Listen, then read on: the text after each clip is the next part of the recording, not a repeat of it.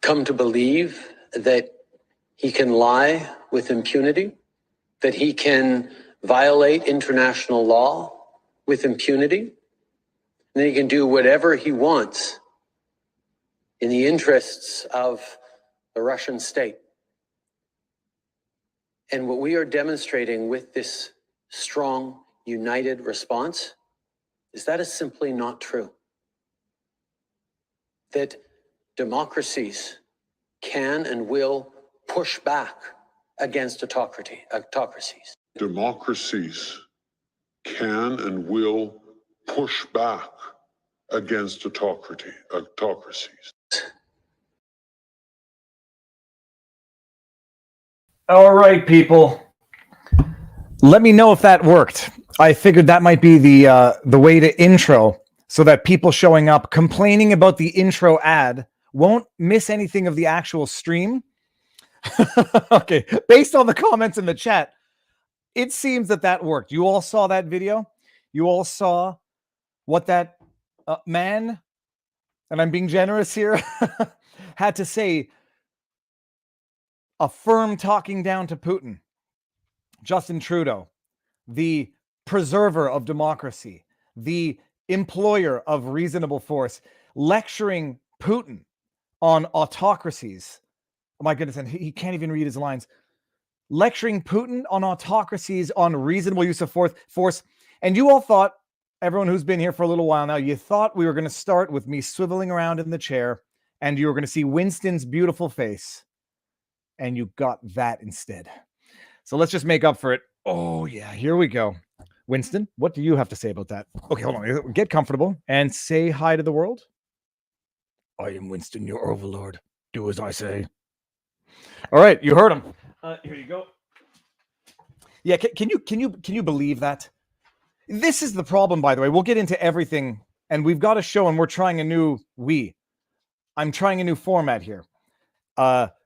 We've got an interview coming in at 3:00.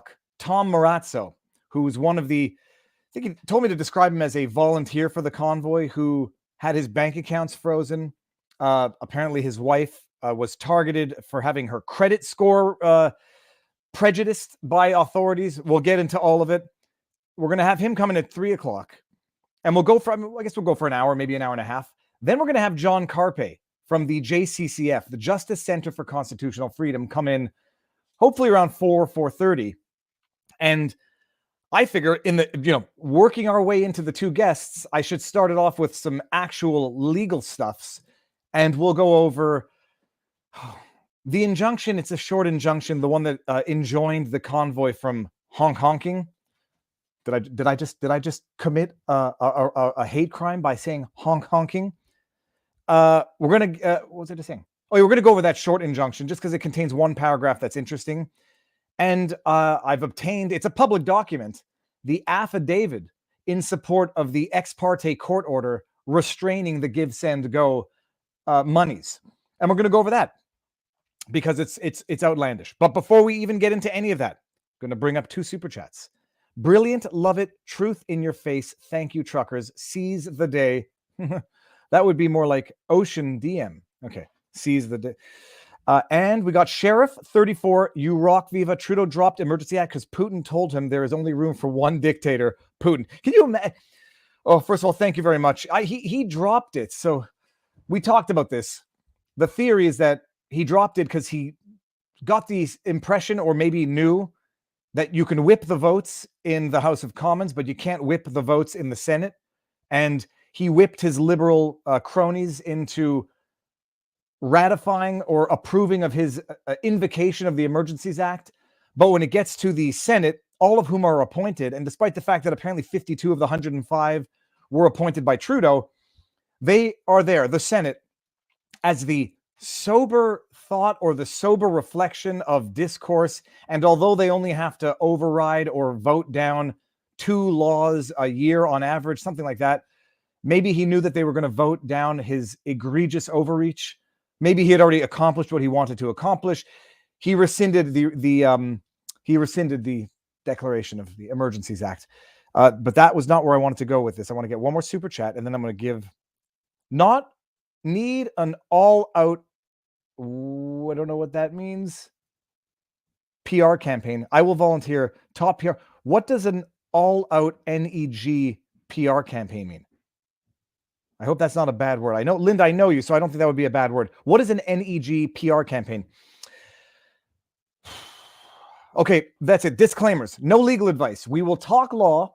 I will give no legal advice, and you should not rely on anything discoursed in our interwebs streams for legal advice. Super chats. YouTube takes 30% of the super chats. So if that outrages anyone, and I can understand that it might, we are simultaneously streaming on Rumble. Rumble has the equivalent of super chats called Rumble Rants. Rumble takes 20%, and you might feel better supporting a free speech platform. It's better for the creator, yada, yada, yada. If anybody is going to give a super chat and then get miffed or upset if I don't bring it up and highlight it like this, do not give it. I don't want people feeling miffed, rook, shilled, or whatever. I appreciate all of the support, but it's not a right of entry into the conversation. I can't interrupt all the time. I can't get to all of them. And also, if they are abusive or hurtful, I do reserve the right not to bring them up. I don't censor speech, but I just don't have to highlight speech that I don't necessarily approve of. No legal advice, no election fortification advice, and no undermining the election stuff advice. All right. Viva, there is a reason they decided to rescind the act before it was voted on in the Senate. They left the door open for future acts. I'm not sure about that, Duncan Videos. I think there will be hell to pay for this, I hope. I don't think they got away with it. I think it's an embarrassment what they did. Trudeau embarrassed all of his Liberal MPs who he whipped into voting for this. He embarrassed the NDPs who he duped or pressured into voting for this. And he, above all else, revealed the Jagmeet Singh as being the hypocrite that the Jagmeet Singh is. I say that because that's his Twitter handle. So I don't know. They didn't get away with anything. I don't think they set a precedent except for how egregious the Liberal government under Trudeau is in terms of its willy-nilly disregard for constitutional rights, constitutional values, and the Constitution itself. I think they knew that it was going to get struck down by the Senate. Maybe he had to have known internally what the polling of the Senates were at, the senators. So I think that's what ultimately happened. And for those saying he got away with it, I'm asking the question publicly on Twitter. To the extent that they rescinded the act, to the extent that Trudeau rescinded the invocation of the Emergencies Act before it was ratified or rejected by both the House of Commons and the Senate, to the extent he did that, it's an open question as to whether or not the banks actually benefited legally from the immunity that Trudeau promised them under the directives that he was going to use under the Emergencies Act. It's opaque. It's ambiguous. It's unclear as to whether or not the banks that acted on the Emergencies Act declaration, despite it being ratified, under the promise of immunity for their conduct, it was never ratified. It was never ratified, nor was it rejected. It was rescinded. It's not clear whether or not they actually benefit from the promised immunity. So we'll see. He would have arguably triggered a non-confidence if the Senate voted him down. True. I think he should trigger the non-confidence right now. What he did undermines confidence in government, in police, in financial institutions, in a nation as a whole. What he did triggered, as a matter of fact and policy, non-confidence in Canada. And he should be voted out. I mean, at this point, that might not even be enough, but there should be political repercussions. By the way, people, I know it's not healthy, but what time of the day is it? It's about that time. I exercised, I've hydrated, and now I'm going to do the bad thing. Oh, yeah. I hear there's an occupation going on. I guess Ukraine is experiencing some trucks honking, according to Trudeau at least. Then he gets up there on stage, on the public stage, to chastise Putin about human rights violations, about autocracies, about not being a democracy. Negative. Okay. Thank you, Linda. I was not trying to get another super chat out of you. Thank you very much. So anyway, that's where we're at now. You know, what a shift it's been. You know, the media all over this convoy, Nazis, Confederate flags, yeah, all over them. Misogynists, transphobes, anti-black racists, misogynists, all of it. Despite the fact that in my walkings of the streets, like Jules from Pulp Fiction, I was walking the earth, speaking with the people. I interviewed members of the trans community, members of the gay community, Haitian immigrants, Black protesters, Kuwaiti immigrant protesters, Indigenous protesters, pregnant women. I interviewed all of them. But yeah, who are you going to trust? The media or your own eyes? But what a flip it's been. Nothing but convoy for the last month. And now that it ended in an absolute political debacle, very convenient. I'm not saying anything is conveniently timed in terms of geopolitics. It's the media's attention which is conveniently timed, because Lord knows if there was stuff to be politically exploited by the Trudeau subsidized media in Canada, that's where the focus would be. Now that there isn't, hey, look over there.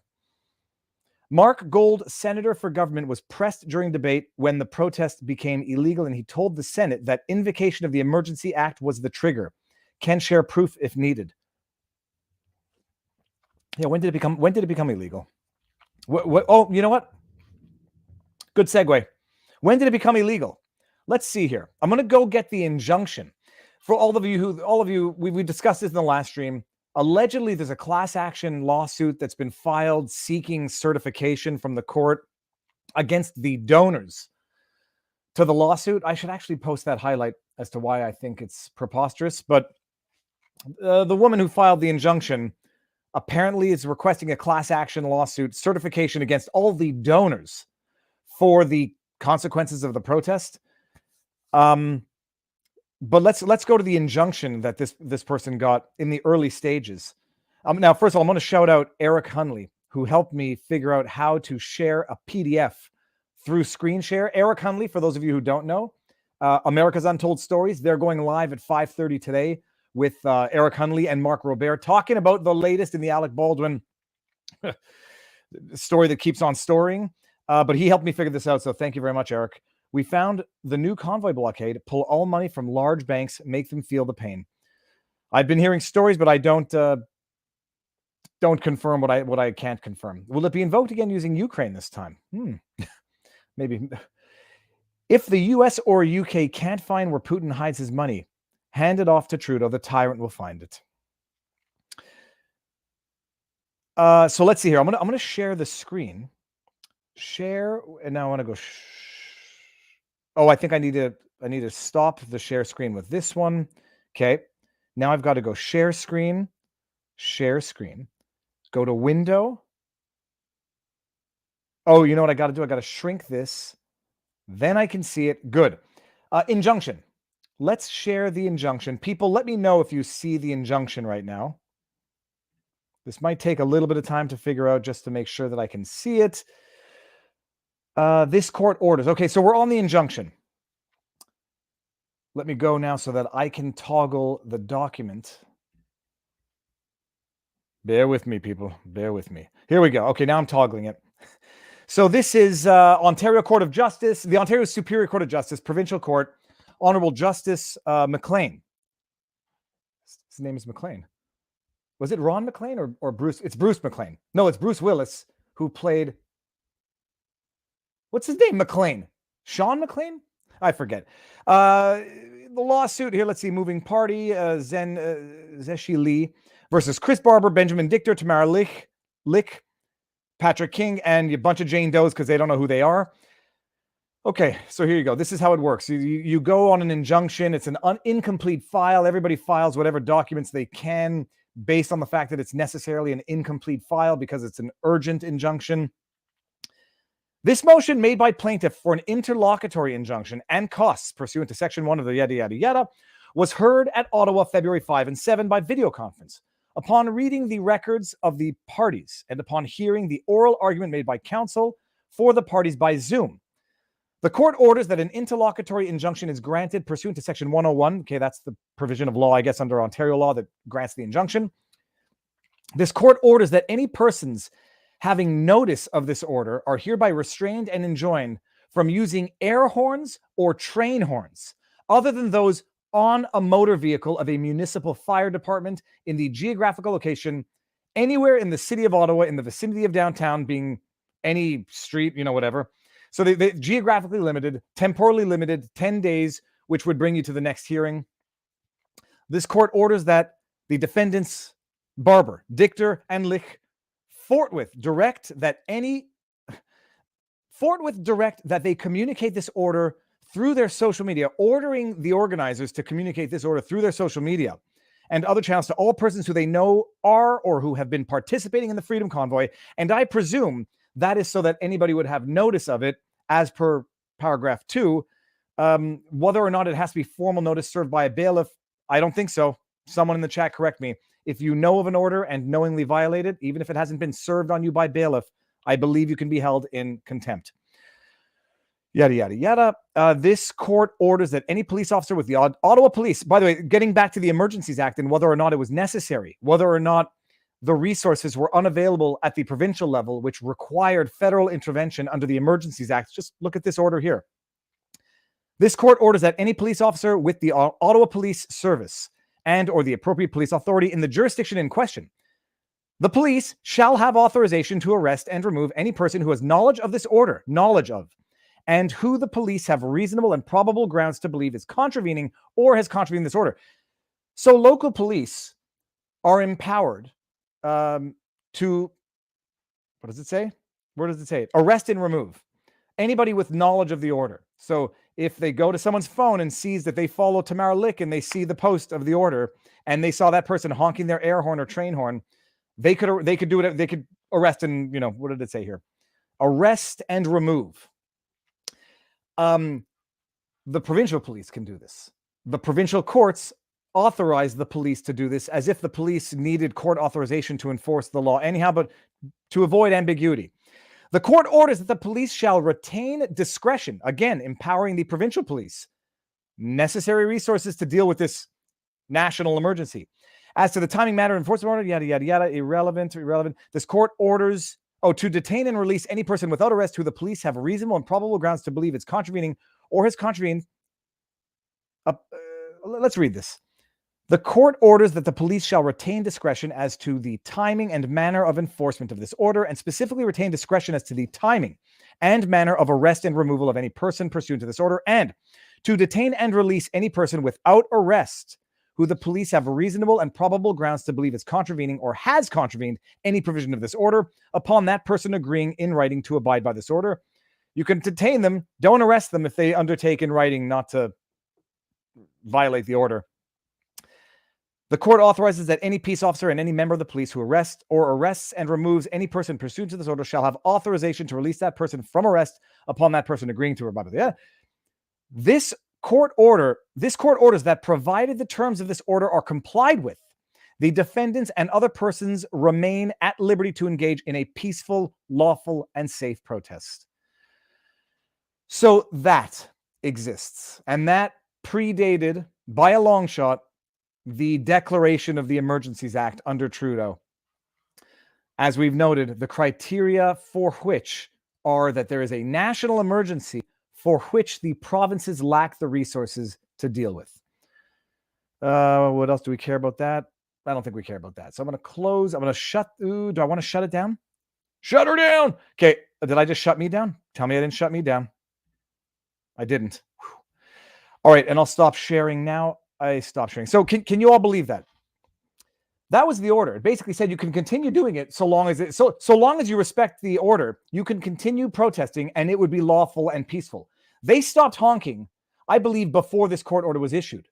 And so, my goodness, when they come out and declare that it was an illegal occupation, there was no declaration of any court, there was no order of any court that said that this, call it whatever you want, that said, you can call it illegal occupation all you want. There was no court order that declared that protest illegal, nor was there any court order that proclaimed that it was an occupation. Sober second thought, that's what it's called. If Senate is a sober second thought check, why are we allowing Parliament to make decisions under influence? Touche. So that order was the injunction. And by my understanding, by the way, although it looked like a smashing victory for the petitioner, the plaintiff, and the media spun it that way. Oh, they got a court order. Apparently, they had asked for like everything under the sun in the injunction. It's typically what you do. The court cannot grant that for which you have not asked. Oh, the hua is now permanently ingrained in my brain.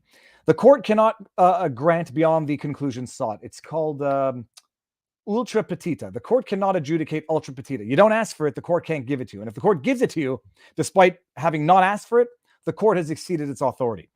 So they asked for everything under the sun as far as that injunction went, and all that they got was an order on the horns.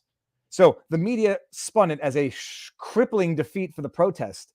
My understanding is it wasn't, and it only targeted the horns itself, which, you know, it is what it is and was what it was. But by all accounts, they had stopped honking anyhow, and by other accounts, although disputed, they had stopped honking at night regardless. They did not honk that way throughout the night, although who knows what went on elsewhere with people honking, maybe just out of frustration. So, okay, good. I'm still here. Good. And I missed I missed a chat, but here it is. So that was the injunction. And a lot of people were saying that the injunction effectively, the injunction did not declare the protest lawful, because you don't need that. You would need a court order to declare the protest unlawful. And the court order didn't do that. The court order basically said, abide by the terms of this injunction and continue doing it peacefully and lawfully, and it's a peaceful and lawful protest. Trudeau and the Liberals were okay with Canadian diplomats talking with the Azov battalion in Ukraine, who are linked to neo-Nazism, but wouldn't talk to Canadians in Ottawa about freedom. And not just that, by the way. Just appreciate, I love Red Bull so much. If I could find a healthy alternative or a healthier alternative, I would be so happy. But just appreciate also that they didn't step foot out there to talk to them. I swear to you, I know it, although it doesn't matter whether or not I know it. They wanted a January 6th, and they thought that the longer they waited, the more they antagonized, the more they ignored, the more they demonized, or the longer that it went on, that there would be an event that they could legitimately exploit to paint this as a January 6th. Setting that aside, they ignore it the entire time. They incur costs for policing as a result of their failure or refusal to engage. They then, after 3 weeks of refusing to engage, refusing to negotiate, refusing to recognize, they then bring in the full force militarized police. And a military by any other shirt is just as much of a military. They might not be wearing military garb, and they might not be the National Guard or the reserves or whatever. But the RCMP coming in on cavalry with armed snipers on roofs, armored trucks, that is the military. So Justin Trudeau said he wasn't bringing in the military, but he brought it in nonetheless, just under a different hat. They then bring in all of that, incurring whatever costs that it incurred, abusing and assaulting people that they were arresting, causing injury to, at the very least, 2, if not 3 people who were stampeded, stomped on by horses. They assaulted an Afghanistan Canadian war veteran. We saw them kneeing to the torso like it was a UFC fight, except the fighter had his hands literally tied behind his back, and it was 5-on-1. And then they tried to say, well, now we're going to hold the convoy responsible for all of those costs that we incurred willfully, deliberately, and I will say in utter disregard for our obligations to engage with our own citizens. You know what that's like? That's like it's like a lawyer basically billing his client for work that the client has not authorized. Yeah, I'm going to continue working, and I'm going to charge you for this, even though I don't have to do this work. You didn't ask me to do this work, but I've got a retainer being tax dollars, and I'm going to do it anyhow. And then I'm going to go after you if you don't pay me. I mean, they incurred, other than the fact that they physically abused peaceful protesters, they incurred 3 weeks plus of unnecessary costs at their sole discretion, of their own volition. And then they say, look at how much this cost us. We have to go after the convoy, freeze their accounts, everything. It's atrocious. I am Canadian tired. Yeah, no, I'm Canadian frustrated is what I am. So that was the injunction. You know, like not only did the injunction not declare the protest unlawful, it didn't order anything above and beyond stop honking your horns. And not just stop honking your horns, stop honking air horns and train horns. Not even all horns, but I think it probably extended to all horns. Since the 15th, we've listed who is live streaming at supportfreedom.net. This is all we do. Thank you for the streams. Thank you very much. I have received minimal amounts of hate. But people are just so bloody brainwashed. They don't even understand. People accusing Jewish members of parliament of standing with Yazis, they so lack self-reflection. Like maybe if you're accusing a Jewish person of supporting Yazis, maybe you're wrong. Just maybe you should just think about that for 1 second. All the black people there supporting extremism, all of the indigenous people there supporting white nationalism, all of the Jewish supporters, one of the spokesmen, Ben Dichter, Jewish guy, they also, it's disgusting. How dare these Jewish people support neo-Nazism without even thinking, maybe, just maybe you're wrong. Or you're just an absolute paid bot troll and you know, there's no reasoning with that. What if we paid a negative PR ads to bypass media censors, print, internet? Well, dude, that's what has been going on. That's not even negative PR. Don't publish anything that's not true. But that's what the live streaming proved successful at doing, was just not countering a narrative, not bad PR, just showing people what's going on. And it's what irked the mainstream legacy media in Canada so much. Putin uses the same. Oh, but in this parentheses, opening up a parentheses here, I did a stream yesterday with George Samueli, who critical of Israel, critical of the West, and gets accused of being a Putin. What's the word? Not a Putin stooge, but a Putin cheerleader, something along those lines. Because he looks at Putin and says Putin is not what the West says he is. He's by no means perfect. There is no perfect politician out there. He might not even be better than other politicians. But if you're listening to a Western media saying that he's light years worse, you might have some cognitive dissonance yourself. We have seen in real time how Western leaders lie through their teeth about that which we can see with our own eyes. We've seen Western media lie through their teeth over half a decade, from the Russia hoax collusion business, which is definitively disproven now. They went with it for years. We've seen how they lied about the convoy. And now, despite all that, we know that they've lied. We know that they continue to lie. We then nonetheless say, well, whatever they say about Putin has to be 100% gospel. And if you dare question it, you're a Putin cheerleader. That's a little bit of cognitive dissonance that even people on the right, you know, people on the other side have to appreciate.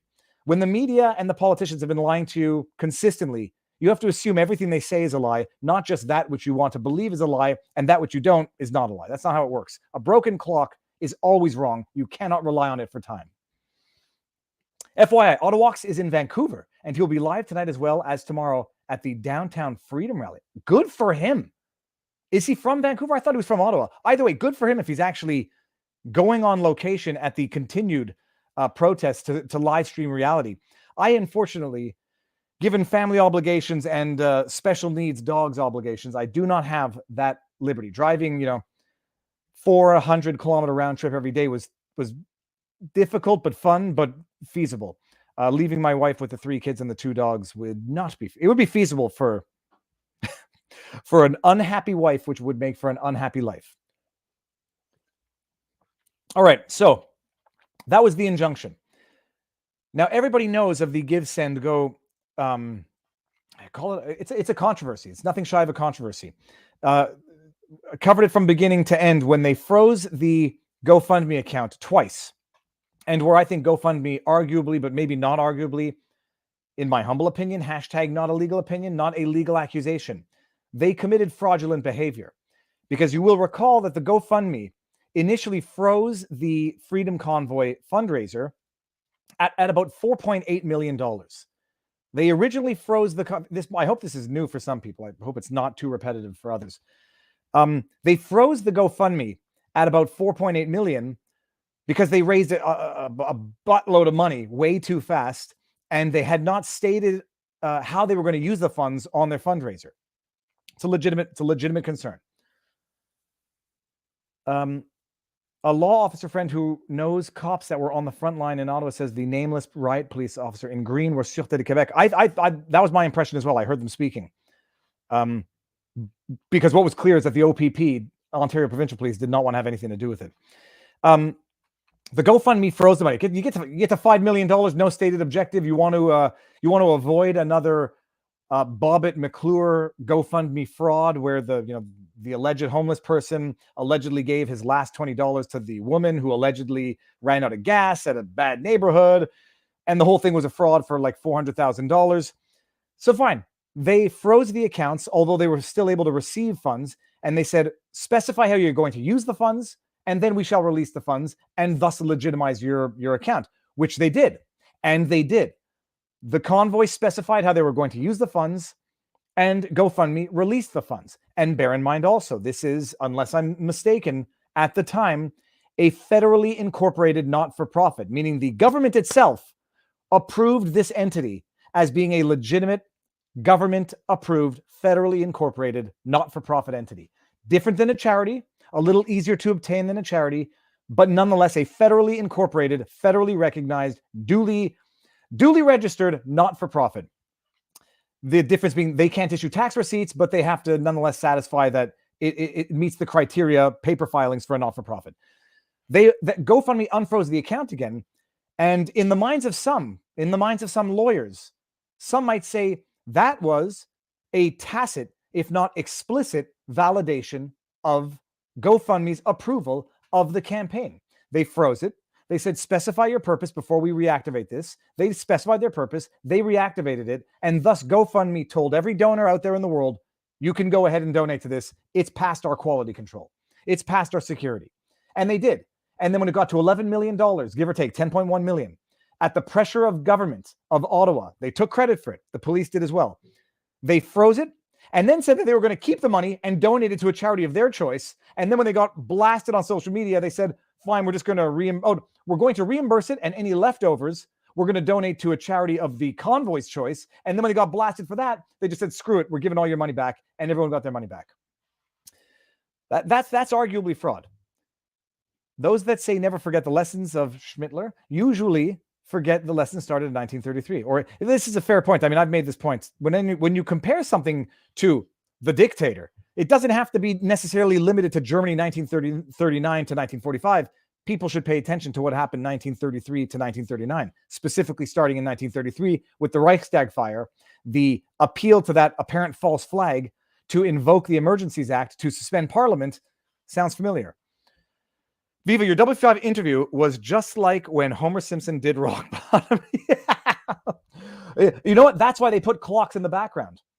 If anyone ever remembers that episode when Homer Simpson and the Jelly de Milo or Jelly de Venus, when Homer Simpson pulled the jelly off a woman's butt because it was stuck to her butt and she accused him of sexual harassment. Then he did an interview with Rock Bottom. In that episode, they had the clock in the background so you could see the time shifting between the edits. That's why people do it, people. It's not an accident. So GoFundMe shuts it down, and GiveSendGo comes to the arises to the occasion and opens up their own. I think it's one of the fastest growing. I think they raised $1.5 million in 12 hours, whatever. GiveSendGo gets to $11 million. And then what does the government do after having pressured GoFundMe to shut it down? Shut her down. After pressuring GoFundMe to shut it down, the government invokes, we talked about this before, and I'll do it quickly, a section of the criminal code, which is gets an order of restraint against what they call offense-related property. So, drugs, weapons, stolen monies, bank robbery monies, things like that. When you know that a felony has been not a felony, sorry, under Canadian law, it is an indictable offense. When you know that an indictable offense has been committed, I almost spilled my drink. Oh, okay, I should have put my phone on. When you have an indictable offense, you can invoke this provision and seize the offense-related property, ex parte, meaning the other party's not even there. And cold brew coffee makes me pee too much. Can't do it. If I have coffee without cream, I will pee like a racehorse uncontrollably for hours. I have a hyperactive bladder. TMI. Now you all know. They invoked this section. Oh, here. In regards to the overthrow, I was told they posted some memorandum of understanding for the citizens to This conflicts with your interview in the hotel room. No, it doesn't, Michael. You should read the memorandum of understanding. There was nothing in it that said specifically overthrow the government. There was nothing in that memorandum of understanding, and I read it, that made any allusion to either a violent or even peaceful overthrowing of the government. Nothing. Where they got that from might have been another offshoot that co-opted or associated themselves with the convoy, who might have said, if you don't meet our demands, you must all resign or step down, something along those lines. But the memorandum of understanding did not make any reference to overthrowing the government, unless I'm mistaken, but I'm not, because I read it. So a matter of fact, we can disagree on fact, but one fact is true and one fact is not. So if I'm wrong, someone in the chat, tell me that I'm wrong. Show me. Canadians, never forget the lies, rhetoric, disinterest, and elitist attitude towards your freedom-loving brothers and sisters. Never forget the NDP stood by as Trudeau trampled on our charter. Not just that, Cedar Rose. Someone please clip this section right now and share it. Not just that. Jagmeet Singh's justification for why he begrudgingly had to support the tyrant Trudeau is idiotic to the point of comical, but to the point of malice. He said the government's response to this crisis, the government response to this protest has been terrible. It's been a terrible response. They haven't done their job. And so what do I have to do now? Grant the terrible government who didn't do their job extraordinary powers under the Emergencies Act. That is not someone, that's beyond lacking principle. That is someone who ultimately is basically saying, hey, one day may I be in power to use these tools that I am now giving to someone who I just said, admitted in open hearings, the only reason he even needs these is because of his incompetent, inadequate, and failed response. Well, one thing you always do to someone who is inadequate, failed, and incompetent is give them a raise, give them more power. So Jagmeet Singh, your justification for trampling on the rights of citizens was idiotic and I would dare say malicious to begin with. But no one should ever let the NDP, the party of the people, the liberal, more progressive than liberals, in justifying invoking the Emergencies Act to trample the rights of the people. By the way, people, your NDP supporters, ask yourself long and hard what happens the next time you want to protest for teachers' salaries, for clean air in schools, for worker rights. Ask yourself what happens then. Oh, no, but they wouldn't do that because the NDP likes those people. So back to Give, Send, Go. Viva, you say you're not practicing law, so you've perfected law? Oh, no, there is no perfecting law. Oh, there's no perfecting law. There's only just endless practice. When a dog bites you, you'll never trust that dog again. Well, Trudeau government is that dog. Never trust again. Sylvain, that was my analogy from a little while ago. You can let it back into your house, but you either muzzle it, and even if you muzzle it, you never trust it again, and you certainly never let it back into your house if you have kids. That's a hard lesson I had to learn. Hold on. There it is. I want to bring this one up here. Viva, when the Ottawa police began action to end the peaceful protest, the Ottawa police Twitter account released a statement that protesters were trying to disarm officers. Were any disarmed police officers charges laid? If not, this appears to be false. First of all, I was there and I saw it. I mean, it's false. Disarm police officers? Well, if they tried to say, put your guns down, turn around and go home, is that an attempt to disarm? As far as I understand, the charges were mischief, obstruction. I don't know. There might have been assault in there. I don't know how they charge these people, but one thing I can tell you, and David Amber pointed it out, all of the charges were under the criminal code, existing law to deal with this crisis. Thank you very much for the super chat, by the way.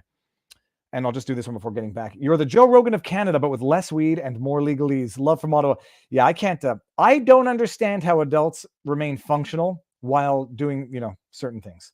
The Freddy Paradox. I like it. Freddy Paradox. It looks like it's a professional branded avatar, so you might have a show. Thank you very much, Freddy. Okay, back to Give, Send, Go before we get Tom Marazzo here. So they restrained, they froze the assets in the Give, Send, Go account, which is complicated because Give, Send, Go is not within Canadian jurisdiction. And so unless you take that court order over into the jurisdiction where the assets are, that court order coming out of Canada has no jurisdictional binding effect on Give, Send, Go in the United States, unless they were to take that court order, go to the United States, I think the word is either registered, but I think I know it is homologated because it's the Canadian term. Go to an American court, have that judgment recognized, and then enforced against Give, Send, Go. So the bottom line, they issued this order of restraint against the assets, enjoining anyone from using them, disposing of them, transferring them for the purposes of yada, yada, yada, including Give, Send, Go, over whom they have absolutely no jurisdiction.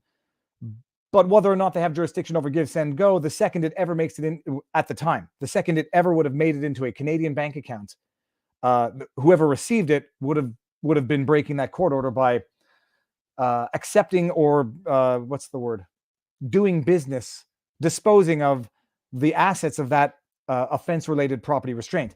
They got an ex parte order to restrain those monies. And, some people are saying it's a rubber stamp because it's built into the law. I'm not convinced about that, even when the law allows for ex parte court orders, which is in the absence of the defendant. So they want to seize Mr. Orange's property, but they don't want Mr. Orange to be notified, because if they notify him, he'll dispose of his property, sell it, throw it away, hide it, whatever. So they do it behind Mr. Orange's back, thus depriving him of his one of his fundamental rights of fundamental justice, the right to be heard, audi alteram partem. So even when the law has it baked in, as far as I appreciate, it's still a relatively high standard for the court to be satisfied that the reason why you have to do this ex parte is because if you notify them, they will try to hinder the investigation. That's the criteria. So you notify Mr. Orange, who's a drug dealer, that we're coming to seize your drugs or your gold chains or whatever, your Ferraris, your proceeds of crime. He'll get rid of them. He'll bury the gold. He'll burn the cash, whatever. He'll flush the drugs down the toilet. So you have to convince a judge of that. And then the judge says, yes, okay, fine, I'm satisfied. Go, here's your ex parte order. Go seize it with police before you notify him. Fine. Imagine doing that to Give, Send, Go. Imagine saying, this is so urgent, this is so criminal in nature, that if we notify the defendants, they will immediately dispose of the monies. Because at the bottom line, it was just money in a bank account. They got the ex parte court order. So setting aside how stringent it is to get, I don't know, and I can't answer that question. I think it should be stringent by the court, and it's not a rubber stamp, but I might be wrong. They got it. So high threshold, low threshold, met or not met, they got it. But they had to file an affidavit in support of that motion for restraint. And while we went over the court order at the time, I never saw the affidavit until now. Now, I'm going to lose the chat for a while. We're going to go over this. I'm going to scroll through it. I am not trying to draw attention to the affiant. It's public record, but I can't. I don't want anyone thinking there's no dog whistles here. You never harass, you never dox, you never go after people personally. You never try to get people fired. You never try to get people disciplined. You do everything in a transparent manner, in a just manner, and in a fair manner, and not in a mob law, mob justice manner, which is mob justice is mob injustice. So I'm going to go over the affidavit because it's by the way, I've only skimmed over it, but it's interesting. So I'm going to lose all of the chat. Let me just see if I can bring one up here. When Trudeau called the Freedom Truckers Yahtzees and white supremacists, when his right hand, Chrystia Freeland's grandfather, was a Yahtzee sympathizer in Ukraine during war.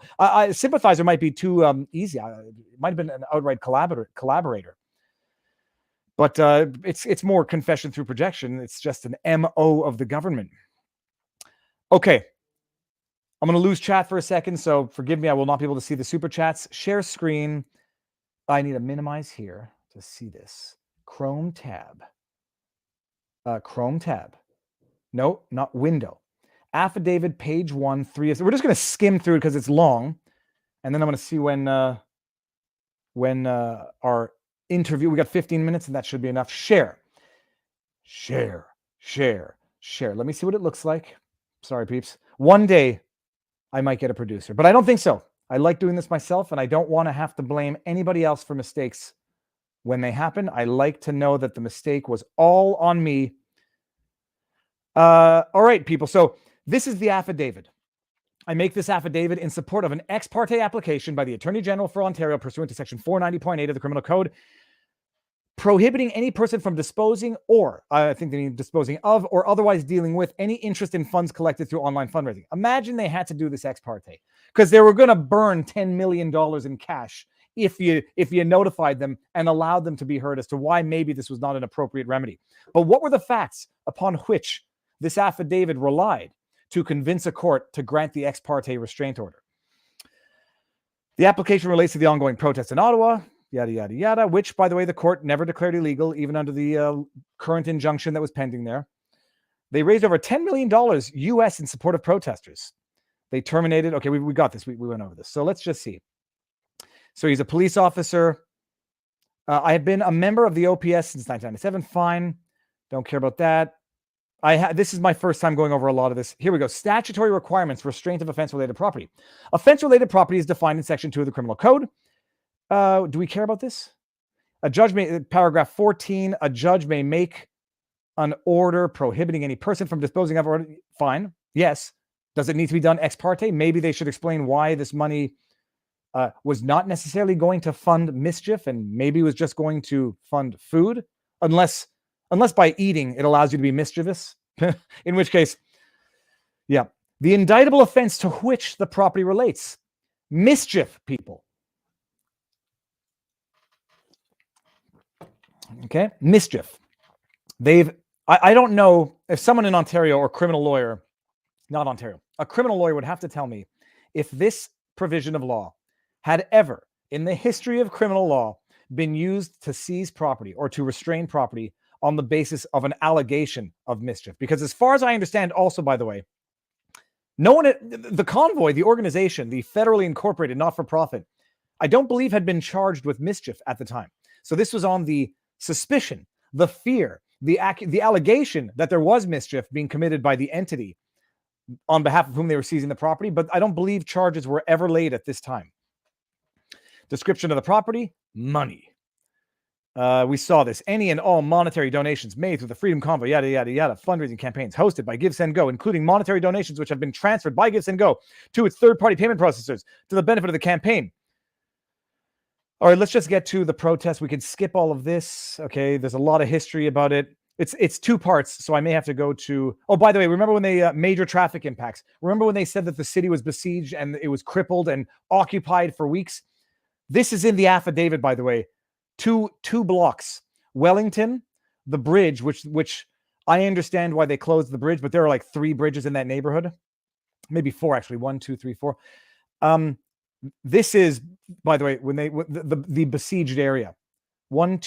2 blocks, Bank Street, Kent Street, Mackenzie and the bridge, and the other bridge. So when the news says that all of Ottawa was brought to its knees, crippled, this is the affidavit. This is not me saying it. This is the officer attesting to why they needed the restraint order. That was the extent of... In terms of traffic impacts, the website has published the map below showing road closures and interruptions. It conveys that the demonstration is occupying several streets in the downtown area around Parliament Hill, and that major impacts include but are not limited to the following roadways.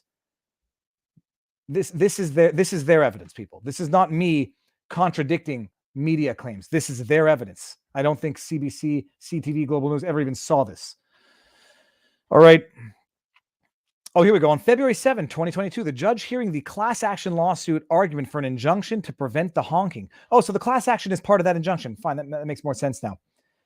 He issued a temporary injunction finding that the continual blaring of horns was having an effect on residents such that their right for quiet was being... Okay, fine. I think we could agree on that.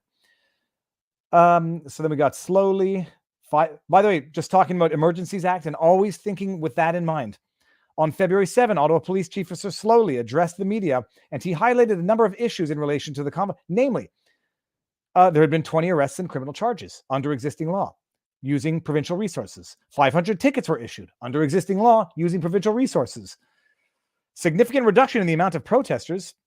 There has been a significant reduction in the amount of protesters, and the large protest that was planned for the previous weekend was significantly smaller than the week.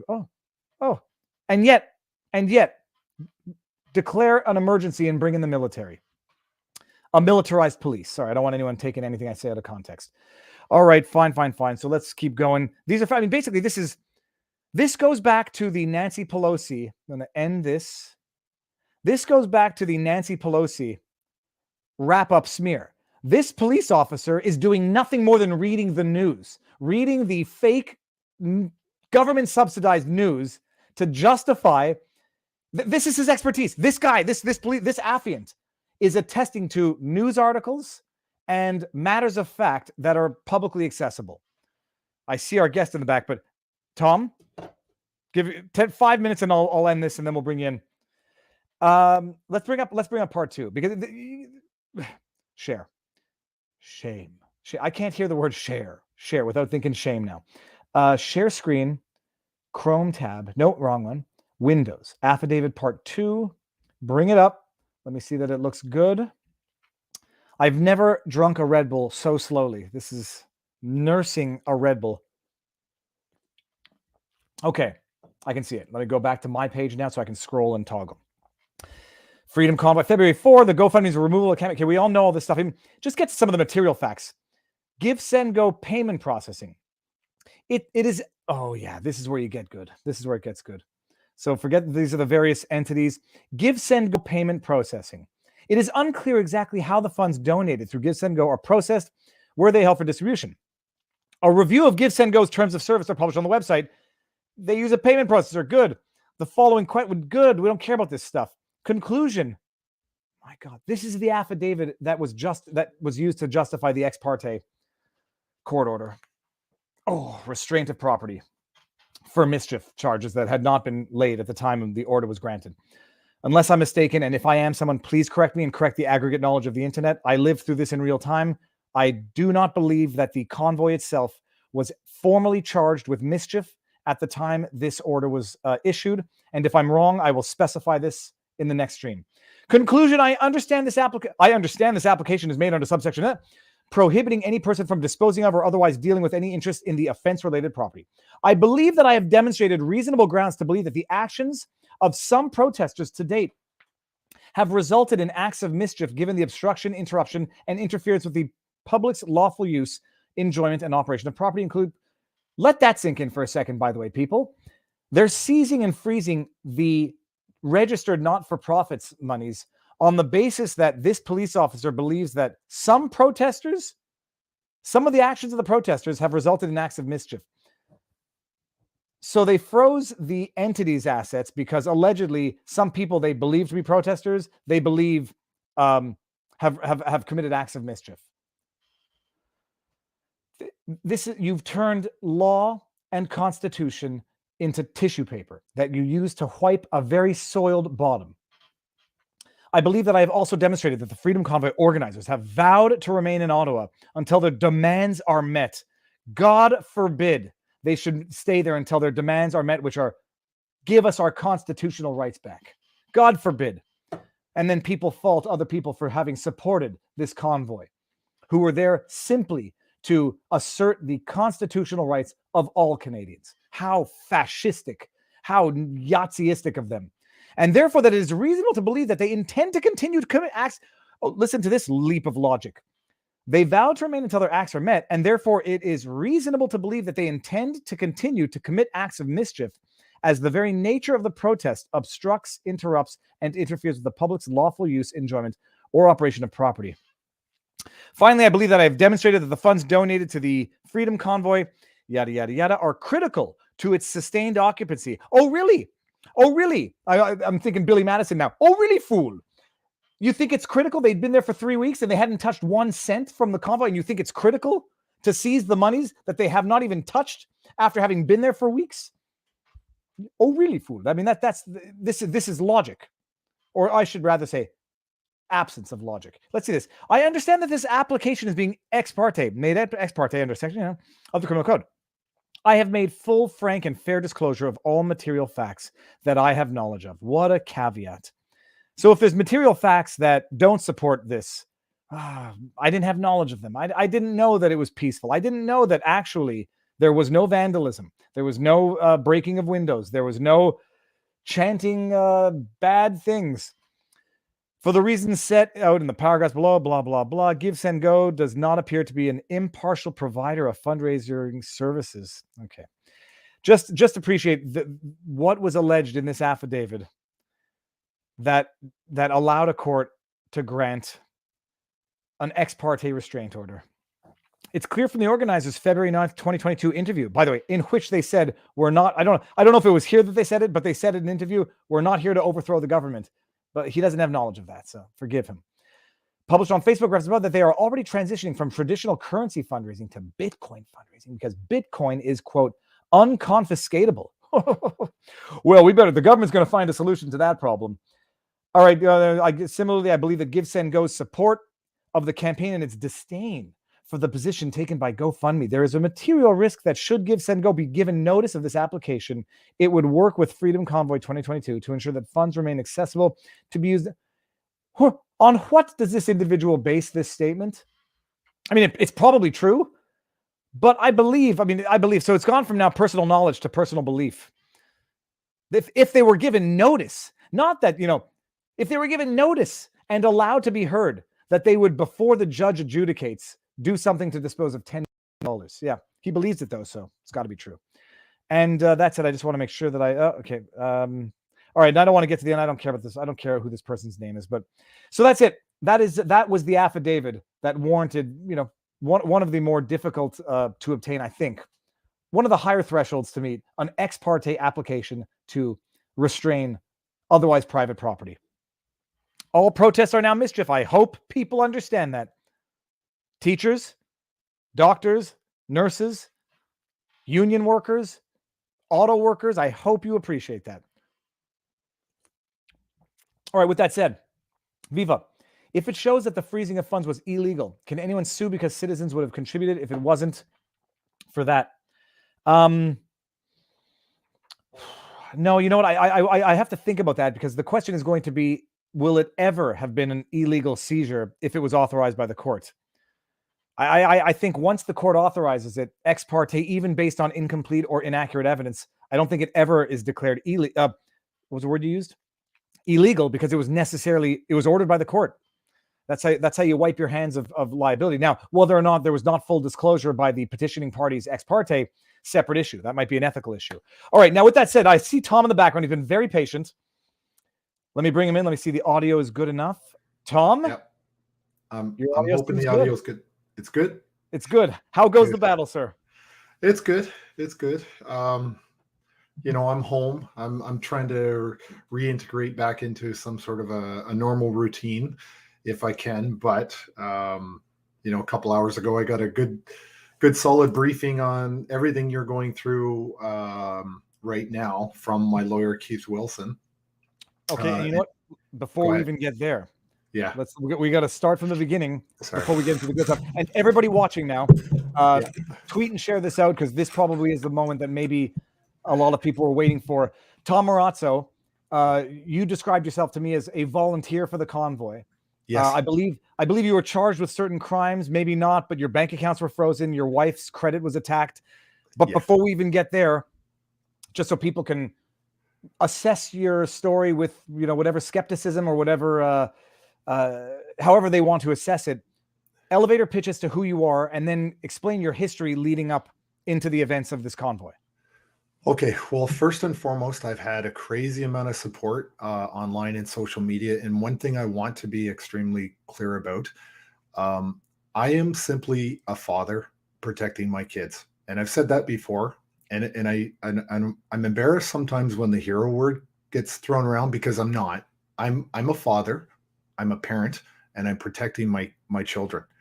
And so that's important to understand. That's where my motivation came from to be involved in this convoy. And the way it started, I was here where I am right now in my PJs in the kitchen, and I got a phone call from a friend of mine who was associated somehow with the convoy, and they said, you're a retired military guy. You've probably got some experience with this. And I said, yeah, I do. As an Army officer in the Canadian military, I graduated from a course years ago called Army Operations Course. It's a pretty big step in your professional development within the Army, but it lended itself very well to being involved with this convoy. So I said, sure, I can come to Ottawa. I was watching it. I was glued to social media for 2 days, watching the convoy and in supporting it, from the comfort of my home. And then I had an opportunity to actually get off my ass and go to Ottawa. And once I got there, there was there was an opportunity to really honestly be involved. The joke is that I went there to hand out soup for the truckers, but then I found myself very quickly in the And let me stop you right there. Not for the liberal question. Just explain. that was bad. Explain your military background, because I think people need to appreciate. Yeah. You're. I don't say you're not a nobody. You have a lengthy military career. Explain that, and just tell us what you did actually, and then before even that, thank you for your service, because I've never done it, and I have great admiration for anyone who actually has. So tell the world. Sure. So to be clear, I did not deploy out of Canada in my 25 years. There was family issues were related to the health of one of my children. So I could not deploy at certain times, even though there was the opportunities. And then it's kind of a case of, always the bridesmaid, never the bride. And but I joined the reserves when I was 16 years old, because I was in my 17th year. I was a member of the Lincoln and Welland Regiment in Niagara Falls and St. Catharines. And then when I graduated from college in 1998, I transferred into the regular force as a direct entry officer, and I became a combat engineer officer. And then I served in Petawawa in various postings all around, predominantly Ontario, but I did a couple of years in New Brunswick, a year in Quebec. Mostly the rest was in Ontario. And if I may, when you say like I never got the opportunity to deploy, correct me if I'm wrong, but like when people are in the military, they go through the training, they put in the years, you actually want to get deployed. It's not like you're not hiding from it. When there's action, your desire is to be there on the front line. Yeah. I mean, you do the training, right? It's kind of like saying, I'm going to be involved in football my whole entire life. And then, the championship game comes up. You want to be on the field. You want to be part of the team. You want to be there doing your job. You're trained to a very high level, and you want to put that training to use. And to be clear, it's not always about just bringing kinetic energy to a bad guy somewhere. A lot of times it's going in and actually helping other people. I had an opportunity in 2008. I almost went there just to be involved with training the Afghan National Army. I wasn't going there in a combat role. I was going to go there as a trainer and as an advisor. So, it's not, with the military, is not always about just going somewhere and doing physical harm to somebody. There's a lot of good that can come from it. And we have something called the DART team, which when there's a natural disaster, we deploy the DART because our skills are unique to help out in natural disasters. So it's not always about bringing violence to somebody. Sometimes it's, bringing peace. It's funny. So someone says, "Found your war. It's here." I mean, it's an interesting thing, because ironic, isn't it? Yep, that your war would actually be against your own government, not against your own country. Agreed. So, how many years in the military? How did you get out of the military, and then what did you do after? Yeah, before I joined in 1990 as a reservist, and in 98 joined the Reg Force, and then I retired medically in 2015 from a parachute accident that I had. Going back to 2001, it went misdiagnosed, and then it ruined my hip and my back and everything. So I medically retired in 2015. Then I went back to college for 4 years, and I did a degree in software. And as soon as I finished the software degree, I immediately began teaching at Georgian College in Barrie. And, as of September that just passed, I got fired because I sent out an internal email to about 250 or so faculty and the president questioning the legality of these vaccine mandates that they tried to impose 2 weeks before the start of school in September. I at one point, because I was a part-time teacher working towards getting full-time employment, but the day I found out about the first lockdown, I came out of my first student meeting where Georgian was going to let me actually build a self-driving vehicle with a bunch of my students So I went from kind of hero to zero 2 years later, being fired, and they never even bothered to tell my students I got fired. They just said he's moved on. Well, and now I looked into a bit of your story after we spoke, and like just to give everyone the full view, so no one thinks it's being sugarcoated. You send out an internal email to 250 people, which, like, I'll say from an HR perspective, I know that gives people headaches in corporations, and because they don't like it. One of the issues that they held against you was that apparently you had included someone's address who was not a faculty member, an outsider. Yeah, that was a mistake completely on my part. I had forwarded it to an outside person just to keep it as a record, because that person had a right to know that I was no longer employed. But what the mistake that I made was, which is really stupid on my part, is I did all of their email addresses were there. However, what I will say is, you can just go online and look up all of the emails of all of the faculty and the president of the school and everything. You can look all that stuff up. It's private, or it's public information. So it's not like I was giving away secrets of any kind. You can look up the president's email. You were not doing it with private citizens. You were doing it with, and this is not to protect or whatever. I mean, there's the HR side to it. Then there's the giving them an excuse once they deem you to be unaligned. But these are like, you go to a website, McGill, you'll have everyone's name at mcgill.ca. You use that. It's not private. You're not, and even if you lump them together and don't put them in BCC, you're not giving someone else's email address that they would not have otherwise been able to publicly access. Yes. And then I guess the issue is, they said, you sent it to someone outside, you're publicizing our internal conflicts, you're a shit disturber, you're out. But had it been for something they liked, they might have given you a and they have their own policy, CS 1 or 001. It's the policy which allows me to actually have free speech. But instead of actually viewing it as free speech, they said that I was trying to incite a class action lawsuit. Because in my email, I said, are you aware that there are several class action lawsuits across Ontario against universities and colleges? That's all I said. I didn't actually say, hey, join this one. I'm part of it, because I wasn't. And I still am not part of a class action lawsuit against any of the colleges. Well, so, also, it's a fundamental right to petition. I mean, to threaten for everyone out there who understands, you can threaten a civil lawsuit, and there's nothing wrong with that. You can't threaten criminal or disciplinary charges in order to get a settlement. That's a separate issue.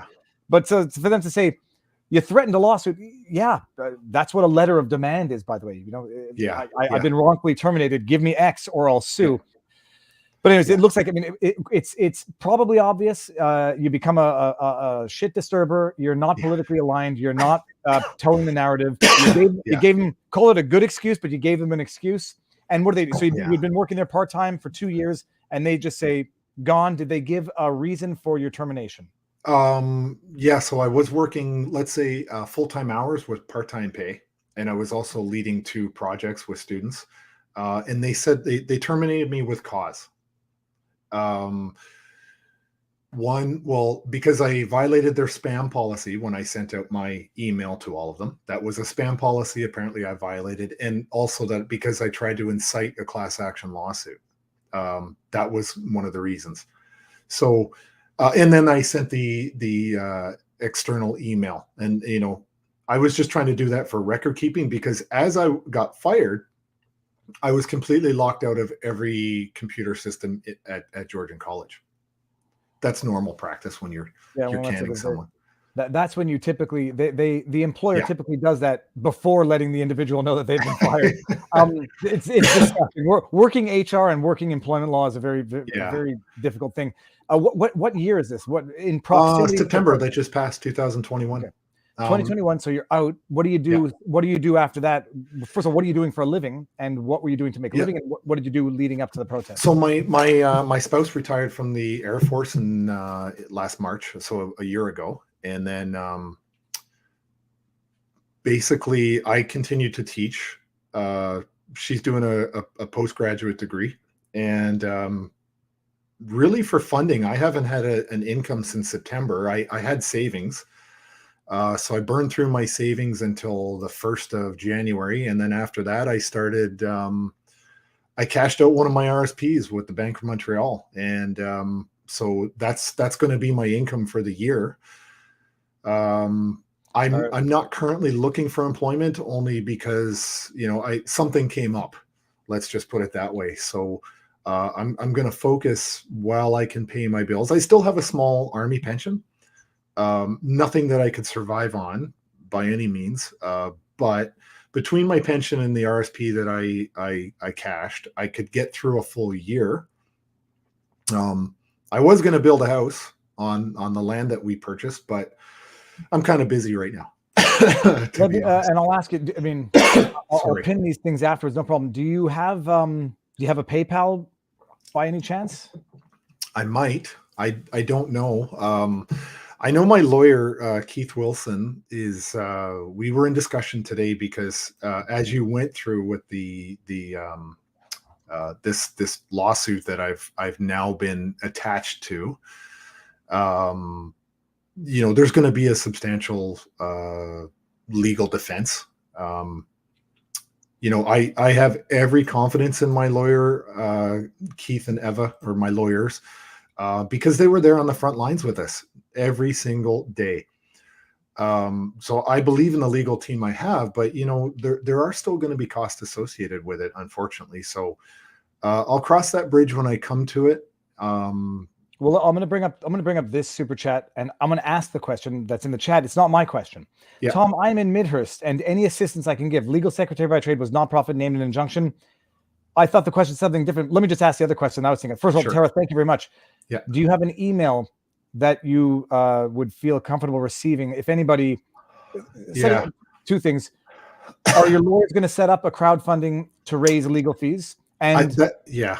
do you have? Would you mind giving an email where people who want to support you in any way, just through emails of support, could reach you? I just had that conversation about 2 hours ago with Keith. They're going to handle all that. They're going to kind of set up that crowdfunding thing. And again, I want to be very, very clear about this, that Keith is he's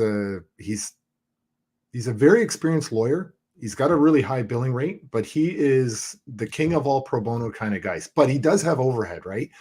And his heart is in it to fight this tyranny. It's not because he's trying to make money off it. And that's the other reason I'm sticking with Keith Wilson, because he was literally there by my side the entire time.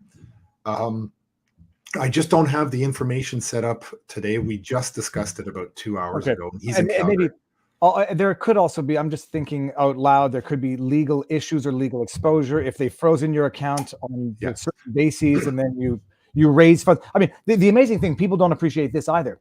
The freezing of the bank accounts of anybody who had anything to do with the protest, and the offense-related property restraint on the GoFundMe. I mean, is that basically saying that these individuals who are accused now of crimes can't fundraise for their own legal defense? Or anyone who donates to that, are you contributing to mischief because you're contributing to the defense of accusations of mischief?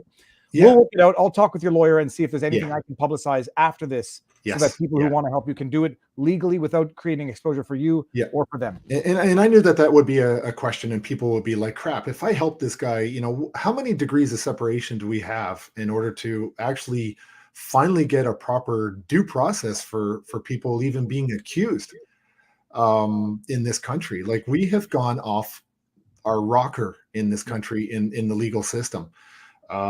So I would say to people, if that's the situation, if I'm required to do crowdfunding, don't be afraid.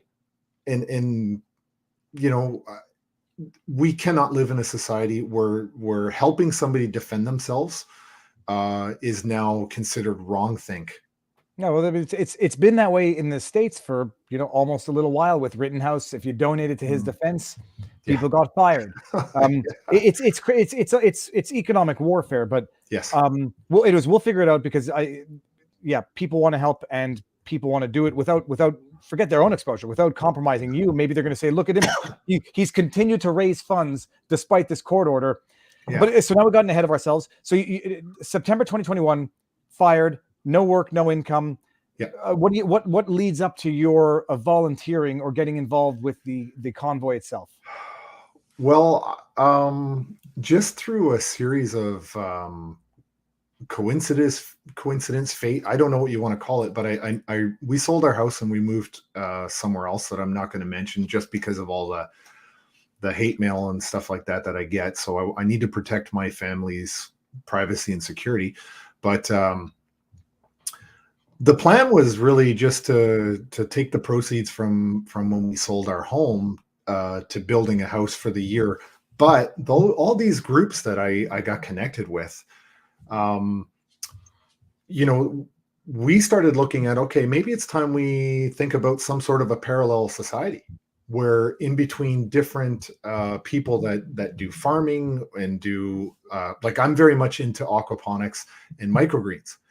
I've got a complete setup, but because I just moved, it's not assembled right now. But aquaponics, microgreens, and all that stuff, and looking at different means to supply ourselves or support ourselves, because my perspective is you're only vulnerable if the government of Canada has something to take away from you.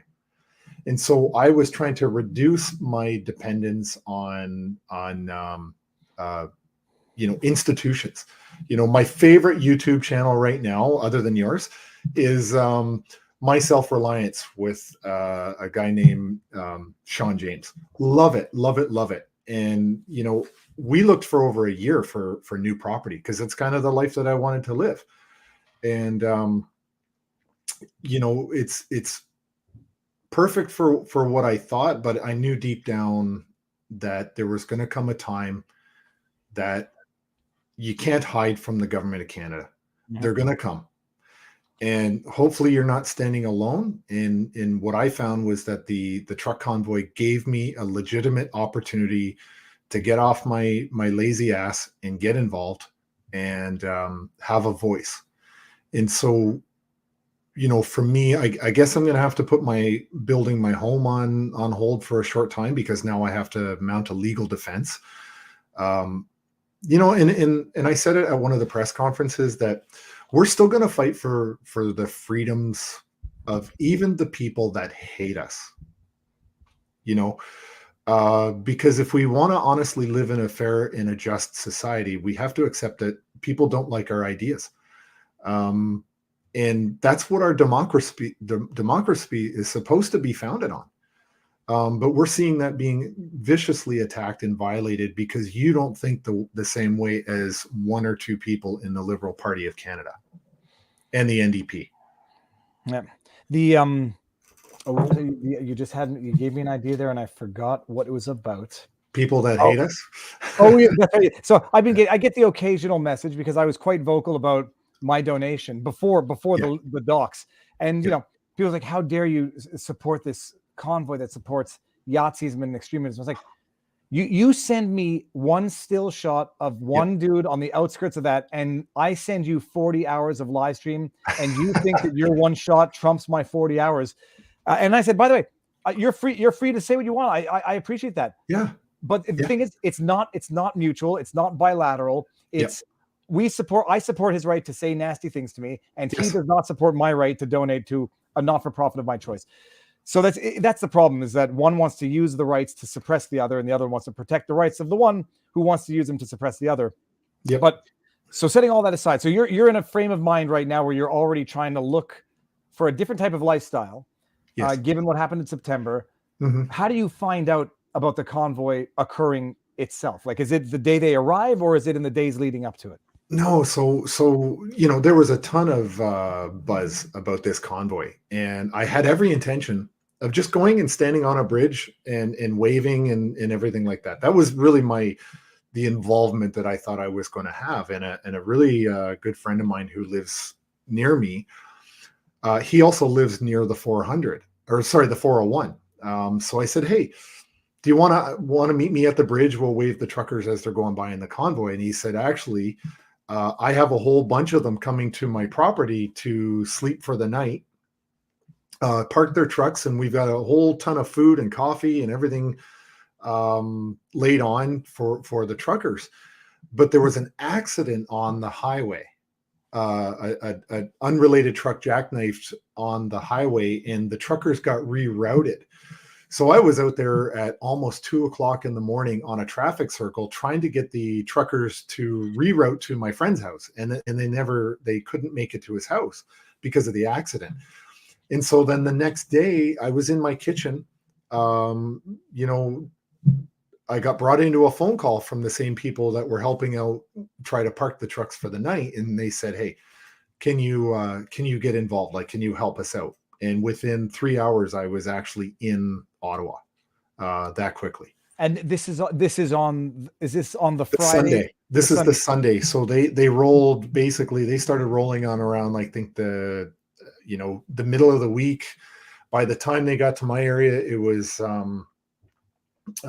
probably about Friday or Saturday, and then by Sunday on I Ottawa. was in Ottawa. Yeah. All right, now And I think I saw you there about a day or two after. Yeah, I You were was there on the interviewing Monday. somebody. Yeah, I was yeah. there on the Monday because I'm like, I was hearing what was going on in the news. I saw that same still picture of the one guy with the Yahtzee flag who happened to have a professional cameraman right next to him. Yes. I said, if this is what it is, I need to see it, because I'm getting two diametrically opposed versions of reality. Yeah. And by the way, one was right, the other one was fiction. Just maybe that was the same guy at the Calgary Stampede when Justin Trudeau signed the Nazi flag, because he couldn't tell the difference between the Canadian maple leaf and a Nazi flag. I don't know. Call me crazy. Well, the other thing is, I'm just going to tell Fred. Well, I'll tell you, Fred. I'm gonna speak. I'll take care of things with Tom afterwards. I don't publicize the things that I do sometimes, just because I don't want to look like that guy's like virtue signaling all over the place. But yeah, no.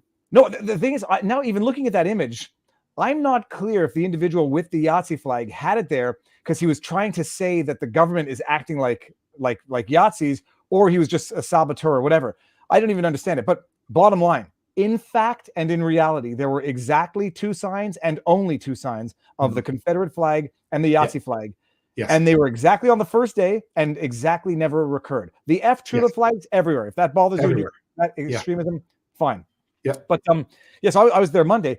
But so you're there Sunday. Yes. You're not formally affiliated with this convoy, with this not-for-profit. What are you doing to help as of that Sunday?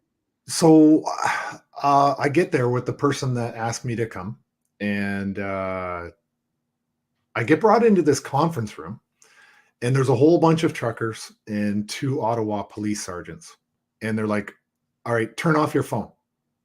I'm like, "Okay." And they said, "What's your name?" Like, the two officers were writing down my name. I gave my name in full, and somebody joked and went, "Wow, you gave them your full name." And because that's what I do, I put my full name on everything that I stand behind. And so I was introduced. It was like, "Okay, here's Tom. He was an Army guy. He worked on the G20 summit in 2010, and he's going to help sort out some of this." And I was like, man, I thought I was just really coming here to hand out some soup. That's the joke anyway. But in reality, my intention was to go for a couple of days, help out with some logistical organization, get things up and running, get organized, and then move on. But it quickly turned into a need for me to stay, 22 days in total. So you stayed there. Look, I'll tell you one thing. You consulted with your attorney. I'm going to ask you questions. I'm always reluctant because I don't want you to say something that's going to prejudice your standing in court. Where were you sleeping? Were you sleeping in an Airbnb or in the backs of one of the trucks? No, I was sleeping in a hotel, and I was very acutely aware that I wasn't in a truck. It may have been a criticism. I don't know, but I'll tell you. There's a saying in the military, and all your military viewers will know this, that leaders eat last. So I did feel bad that I was in a hotel as opposed to being a little bit less comfortable. However, I wouldn't have been able to properly serve the convoy had I been, living out of a truck. I had a lot of late hours, a lot of early mornings. It just wouldn't have been practical. Well, Tom, I'll tell you one thing. You don't have to apologize for. I think there's a certain not insincerity, but when you go and do what you don't have to do just to say that you did what you didn't have to do to be legit, I think that's almost as somewhat insincere. You don't have to go there and sleep on the street in order to protest properly. And if you have the ability, you have nothing to apologize for or even explain away. I just wanted to get, so you're there for 22 days. Yeah. And I mean, what does a day look like actually? Like, what do you do? Wake up in the morning and up until you go to bed? Well, the nights weren't very restful. I can say that because, my phone wouldn't stop buzzing. So I have to turn off my phone, but then the fact that my phone wasn't buzzing, I wouldn't be able to sleep restful. I'd have to keep checking it. But then, you're up early, you're trying to get, the status, what's going on. Did anything happen through the night? And then, constantly dealing with the Ottawa police was a really big challenge. Because, I completed an MBA online years ago. And one of the things I chose to take my electives was in negotiating and influence. And then I've done other like seminars and training and stuff on negotiating. And one of my favorite things in the world is actually buying cars. I love buying cars. Like I love that process of haggling with the dealers. And I quickly realized that the two police, as nice as they were exceptionally bad at negotiating. They were terrible. Like they wouldn't even stop to listen to one another. Like, don't get me wrong. I thought the guys were really good guys. I'd love to take them for a beer. That's never going to happen, but they were just terrible at negotiating. And I realized very quickly that they felt that I was just some, street corner little guy pushing drugs. Like that's kind of how they viewed me. Like I was some sort of nobody, but I quickly realized they weren't playing at our level. They just couldn't play at our level with the negotiating in the discussions. But what I realized right away was that they were just constantly coming into our conference area or our hotel just to throw us off our activity. Right. And for a while it worked. But then after a while I said, okay, when they come here, don't even let anyone know that I'm in the building. I don't want to talk to them. They're a waste of my time. So, really there was a lot of activity. There was a lot of planning. There was a lot of panic sometimes because after they raided us at Coventry and the cops came in as hard and heavy and as aggressive as they did, it did create a lot of panic. We were always looking over our shoulders, basically, like when are they going to come after us? So hold on, actually back it up a little bit. And then Coventry, I'm not too familiar with what happened, but so bottom line, you get there Sunday. Yeah. You become, I say you're volunteering. You're not formally affiliated with the convoy, but you're involved in discussions, negotiations with Ottawa police. Yes. And what the purpose of those discussions is to diffuse the protest? And who are those discussions between? Is it just Ottawa police and members of the convoy, or are there government officials? So you probably have seen my repeated requests for the government of Canada to come and talk to us. And to this day, they still never have. But the convoy had a board of directors. They had to create that official board of directors because of all the money issue. And so they abided by that stuff. So there was this group of truckers. It was all made up of truckers that are the board of governors or board of directors, whatever you want, who made the ultimate decision making. But in my capacity, what I was doing, I would sort of devise some strategies and I would run it by them and we'd go over it and I would talk to lawyers. I would talk to many, many, many people and try to come up with some really good strategies. But the big turning point for us, honestly, was when we watched the police services board meeting between the president of the police services board and the first chief of Ottawa Police. When we saw the words coming out of Diane Dean's mouth, we realized right there and then we really need to do something dramatic to change the relationship between us and the Ottawa Police. Who's Diane Dean? For those who don't know, Well, she got kicked off the police services board about a week and a half ago, and another member because of her rhetoric. She's actually trying to run for the Ottawa mayor job, but she was the president of the police services board in Ottawa, and from I don't mind saying I think she needs a psych eval. I'm just reading someone in the chat just said the exact. Here, Yeah, here, hold on. she was the stuff that was coming out of her mouth was disturbing. Anyway, Well, I mean, give me one example just for illustration, but and just so that I understand this. This convoy shows up, starts showing up like Friday, maybe a little earlier. By Sunday, it's on Parliament Hill. There's formal negotiations, or the police say we need to meet with who's ever in charge, and they start meeting and discussing. And the cops basically, if I'm understanding it correctly, hardline, get out of here. And when are you going to leave? Or it was very mixed because by the time I arrived in Ottawa, but I had talked to all the truckers after, a lot of them, and they said, you know what, we had a deal to move into certain locations, and then we start moving, and they reneged on the deal that we made. This thing was advertised for quite some time, and it's amazing to me that the Ottawa police and the parliamentary police allowed all those trucks to get right up onto Parliament's standing on their toes, basically, right there on Wellington, right in front of Parliament. So you knew this was coming for quite some time, and yet you didn't prepare for it.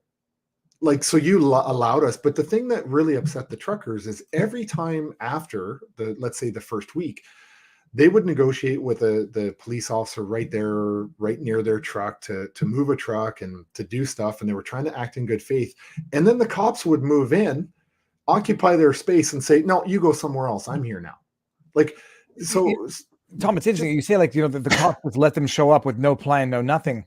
Yeah. In hindsight now, quoting Kierkegaard again, in hindsight, it's almost like maybe they wanted something, in fact, to happen so that Justin Trudeau would have an excuse earlier than after 3 weeks of nothing happening to invoke the Emergencies Act. I mean, did you get that impression? Like it was a setup, let's get everyone in here and hope the shit hits the fan? Or the more are they bumbling buffoons? Yeah, well, the more I reflect on it, I think it's a combination of both, because the Ottawa police and the parliamentary police, after I don't know how many years those services have been in place, still couldn't figure out their own jurisdictions between, what was Wellington? Does it belong to the parliamentary police or does it belong to the Ottawa police? They still couldn't answer the question of the jurisdiction. So I watched Senator Batters, her speech the other day, and she said, when there was an active shooter in Parliament years ago, they refused to close down. They refused. And she said she was locked in a room for 10 hours, but they still refused to give in to an active shooter running around Parliament.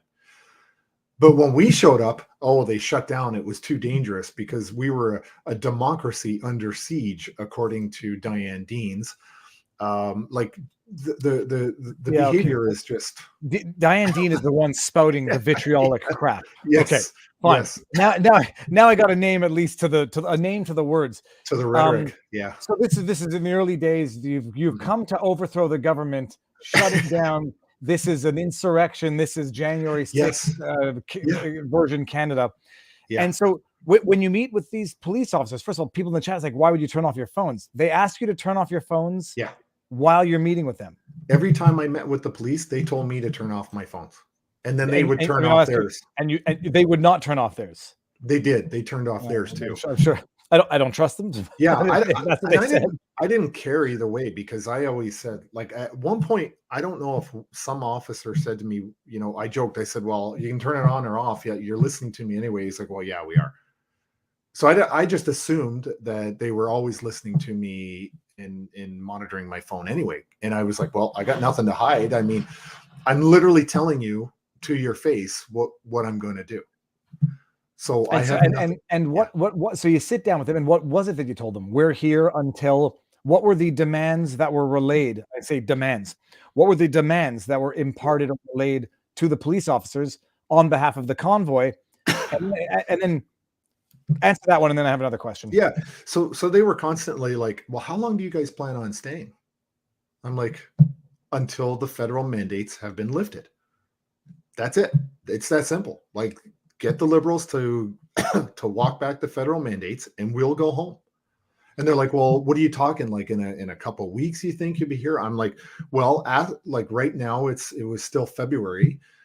Well, I think it's still February now. Still January." And I said, "Well, ask me in the spring." And he was like, he just shook his head, like, "What do you mean in the spring?" I said, "Well, in the spring, ask me if I plan on being here till the summertime." I said, "We're good to go. We'll be here for as long as it takes." Now, this is the question in terms of you're speaking, negotiating for and on behalf of the convoy, but what's Yeah. the structure of the convoy in terms of who is the mouthpiece, who is representing this eclectic group of truckers that have now convened on Parliament Hill? Is it Pat King? Is it Tamara Litch? Is it Ben Dichter? Who speaks for the convoy, and who are the entities that are co-opting this or jumping in and jumping on? Truthfully, everybody who owned a truck, everybody that was volunteering, everybody that supported the convoy was speaking for the convoy. I know that there was a message that went out and said that, there are 4 people that are the official spokespeople of the convoy and stuff. And, but that went out, but nobody ever really abided by it, to be honest. I was never constrained by the convoy to speak. There were many times where on the social media side, we said, "Look, tell the truckers when you're sitting inside, tell your story. Why are you there?" We get all these care packages from across the country with letters in them. And when we said, share those stories. And and I just saw it flash up, decentralized leadership. That's what it was. But then this is the question now, when it's decentralized leadership, and so there's no, call it, uniform message, although there was that memorandum of understanding which was intended to be distinguished from, I think, another statement made by another entity, which was a little more direct, but still did not call for overthrowing the government. The memorandum of understanding, you know what I'm talking about? Yes. Yeah. And so who issued that, and on behalf of whom was that memorandum drafted? So I believe that's Canada Unity, that had been active long before this convoy was ever even a thought in anybody's head. They had been working on that memorandum for quite some time. And although they were participating in supporting the Freedom Convoy 2022, they also had their own organization, and there were many other organizations throughout the convoy. But there was a group of us in there and said, "Look, we're all about Team Canada." So there's all these other groups that are they have their own agendas, and they're made public, and there's no intention to overthrow the government. But there are synergies there.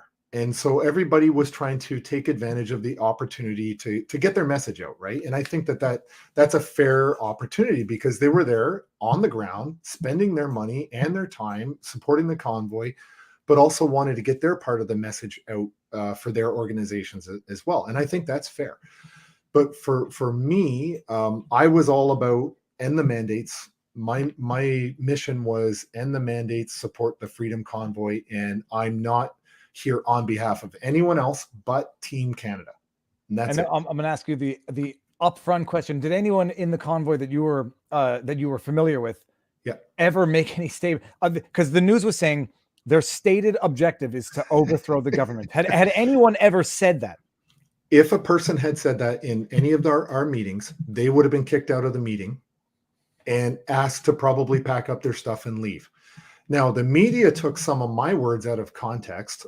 Go figure. Like, I'm talking the Canadian propaganda machine, aka CBC. They took my words out of context on a few different occasions, because I said, "Listen, I'll sit down with the official elected government of Canada, or some form of a coalition that the other parties want to put together that can actually get this done."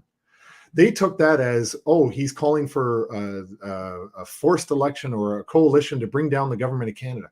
I'm like, "That's not what I said. That's not what I said.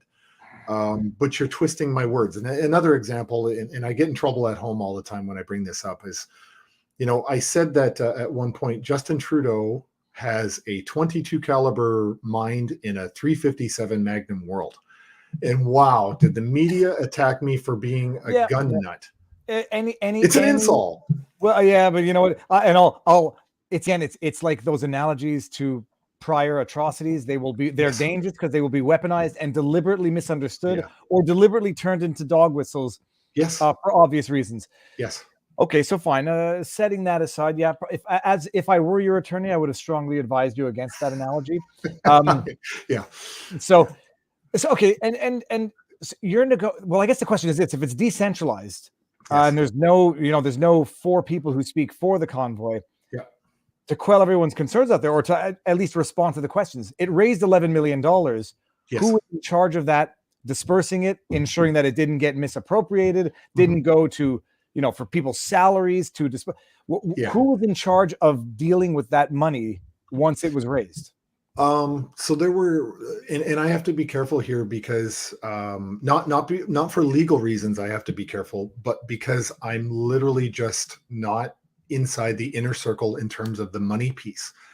That was all before my time or my arrival at the convoy. The GoFundMe was done. I personally contributed to the GoFundMe about a week before I was even involved in the convoy as just an average citizen. I'm still an average citizen, but just as a guy who wanted to help out. That's all it was. So I gave $100 to GoFundMe plus a $5 tip because I never used the site before and I fell for it. You tipped. I know I fell for it. For it. But anyway, then the everything you spoke about the ex parte and what happened there, that sort of disgusting activity by the Ontario government. So I was given a full refund of my money plus the tip. Then we set up the Give Send Go because we were talking to the owner of Give Send Go and he was trying to help out as best as he could. It's not that I didn't want to contribute. It's just I was too busy to get in there and contribute to that. So that's really the limit of my understanding of all the money piece now. But I do know this, because of the money that were donated, the original sort of leaders of the convoy and the accountant said, look, we need to create this as a nonprofit organization and elect a board of governors that come from the truckers and the original organizers. And from there, the money will be taken care of. But as you know, that money's all been, it's untouchable right now because of the Emergency Act. All that stuff has been frozen. And what is it? Because it could be considered proceeds of crime. Okay, bouncy castles and fuel for trucks is a crime now in this country, as well as making bad jokes about Justin Trudeau's intellect. It's so preposterous that just the double standard. I mean, Yes. The double standard. Whereas I believe someone in the chat, correct me, but I believe the Canadian government donated to the BLM cause at one point, and it's not to say they're characterized. The not-for-profit entity itself might not publicly support violence. It might not be characterized by that, but it certainly occurred at some of their events. And so to say that this is the new standard, they might, and the criminality, by the way, was mischief, not arson, not looting, mischief. So felony, felony mischief. Yeah. All right. Sorry. Go on. So, in terms of the money, as everybody knows, my name appeared, and I saw the list today. I think there's 42 people, an RCMP list. My name appeared on that list, and in the crime that I committed was stepping in front of a camera. That's how I got dragged into this. I didn't contribute financially or anything, and that's how I became known to the authorities. Was because I stepped in front of a camera to sort of give a briefing of what happened at Coventry. And then after that, I found myself in front of the camera a few more times. So that's the crime that I personally apparently committed. Give me 1 second, Tom. I'm going to put a dog upstairs. Hold on. Oh, gosh. Go. Luckily, I have cats. Yeah, cats are quieter. Yes. I was going to say, so when you say stepped in front of a camera, do you mean you were captured on camera, or you deliberately stepped in front of a camera to block access to an incident? And what happened No, at Coventry? after Coventry, Well, hold on, before you get there, what happened at Coventry? Where is Coventry? What is it? I mean, Coventry is by the big baseball stadium that they have in the city of Ottawa, and we had a very large convoy that were there. We said a group of truckers moved into that parking lot at the baseball diamond on the outskirts of the city, and that's where they were operating from for the entire time. So they moved into that space there, and they set up a little town right there in the parking lot. And the exactly 1 week after I arrived, the police with all their public order unit and their tactical teams and everything cordoned off the whole area. They went in and they seized food and fuel and all the jerry cans. And they came in. They had over 100 officers. We could see the drones in the sky, and we saw the snipers up on the roof of the adjacent hotel. I was in a Zoom call with a large group of people, but I left the call and I rushed over to Coventry. But they wouldn't let the vehicle I was in, so I walked down the sidewalk. I got there, and they were seizing jerry cans of fuel and doing damage to people's property and their trucks and everything. And they didn't take a lot of food. It was like sausage and stuff like that. They confiscated food. Yes. Yeah. And mostly fuel. Okay. But they came in extremely, extremely aggressive. And so Laura Lynn was there. She covered it. And I made a quick statement there in the parking lot as I was leaving. And then I went back to where we were operating out of, and everyone decided, okay, let's do a live stream and talk to everybody and just let them know what happened. And my message was to my group where I was working that, because one of the truckers came up to me laughing. He says, you know what, the fuel that they stole wasn't even for the trucks. It was for the generators. It was like fuel that they were using like to cook and for electricity and for heat for heaters. So it had no impact on our ability to continue with our operations. And that's basically what I said at this first time I appeared on any live stream. And it was with the doctors that we had there and one of the other volunteers. And we did a little sort of impact statement from what the police actually didn't achieve. And so that put me on everybody's radar. And that's the first time I spoke on anything related to the convoy. So I think that's how my name ended up on the RCMP list as a person of interest. Okay, very interesting. But I guess so. We'll need to wind forward. So you're there for 22 days. I guess the question is, what happens when it's busted up, when the whole thing goes down? When did you get arrested? Did you get charges formally laid against you? When did you notice your bank account was frozen?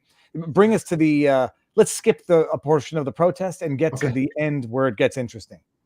So as soon as the Emergency Act was activated, I got a text from my spouse, and she said, look, all our joint bank accounts are all frozen. But I was like, okay. And she said, our credit cards have all been frozen. And then she got a notification from Equifax, because she subscribes to some service from them, saying that her credit score had gone down 109 points. And then she looked at it, and there was like fraud charges or like alleged fraud and stuff on her credit card. And it's like, you have to go ahead. No, I understand. But by the time this happens, had you been formally charged with anything? So from the Emergency Act, after Chris Barber got arrested on the street, every time I talked to the OPP, once a day, I would text the OPP, my liaison guy, who was excellent. And I would say to him, hey, are there warrants for my arrest? and he would always, or I'd call him and say, "Hey, is there a warrant for my arrest?" And he would come back every day and say, "No, there was no warrants." And to this day, I am unaware of any warrants for my arrest. I haven't asked him since I left or returned home on Monday. So that's But to say, to this yeah, day, you have not been arrested. You have not been never, issued a summons. You have not been never, given a ticket. So nothing. that Nothing. answers Oh, one of the sorry. questions. I did get 5 tickets in 2 days. I got 3 Okay. tickets one day on my Honda, and then I got 2 tickets the next day on the same vehicle. So I had For 5 tickets. parking tickets. Parking tickets. Yeah. I thought there Because was the city of Ottawa went in and literally put stickers on the regular signs and changed their bylaws. No, but I thought you could not get more than 1 ticket within a 24-hour period. But I've never I done got municipal 5 in law. 2 days. Oh, that's fine. You may have a grounds to contest 3 of them. I don't know. Chat, fact check me. Yeah. So, other than the parking tickets, you Yes. had not been issued any Nothing. summary conviction notice or Nothing. okay. That Nothing. explains people in the chat why you're not in jail. Yeah. Chris Barber he's no longer, he's not in jail now, right? He's been released. Yeah. Okay.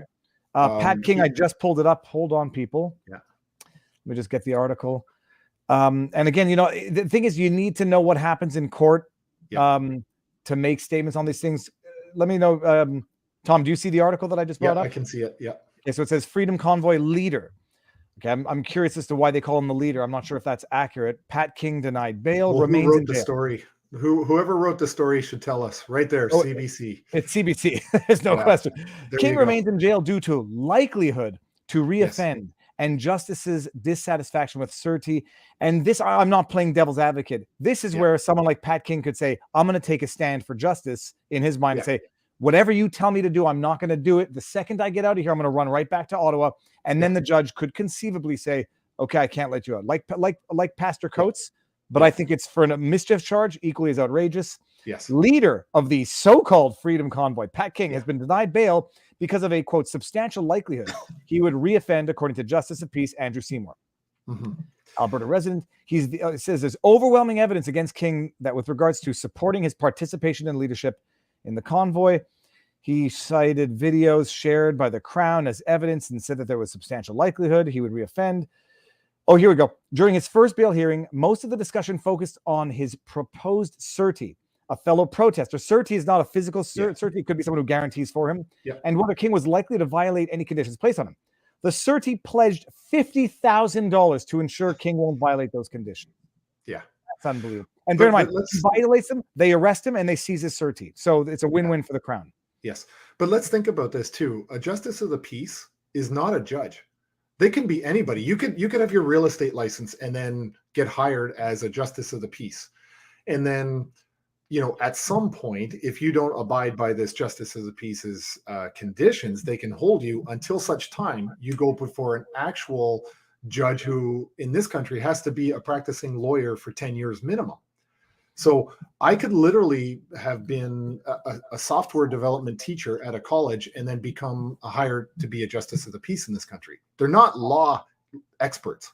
I'm just pulling something up here because I was under the impression that justices of the peace were names. Hold on a second. Sorry, I'm in the wrong window here. Were names for judges, depending on what type of tribunal they were with. But hold on. Share. Sorry, guys. This is where I know that I don't know the answer. I'm going to try to bring this up. Judges and justices of the peace, and we read this. It says Ontario Court of Justice. Judges of the court deal with a wide range of family, yada, yada, yada, yada. Justices of the peace of the court have jurisdiction with respect to provincial offenses, bail hearings, and search warrants. Okay. So they're basically like, I won't say less important justices or judges, but they are administrative to some extent. Okay. We'll stop sharing that. Yeah. And I'll bring you back up here. Bring me back up. Okay. Well, it's interesting. It's $50,000 certi, meaning that the individual who pledged for Pat King says if he violates the terms, I believe the certi, the bond, the $50,000 is forfeited to the Crown, and he gets rearrested. Yes.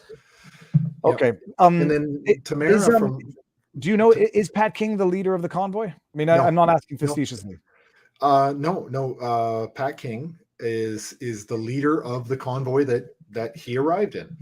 And I had a conversation with him and several other people, and I said, "Hey, Pat, no offense, but you're a little bit of a hand grenade for us. Okay, you do your thing. Um, you're gonna always do what Pat King always does." And we had no effort at all to try to stop Pat from doing what Pat was going to do. He came there just like everyone else, um, for the same stated purpose, but he goes about it in a different way.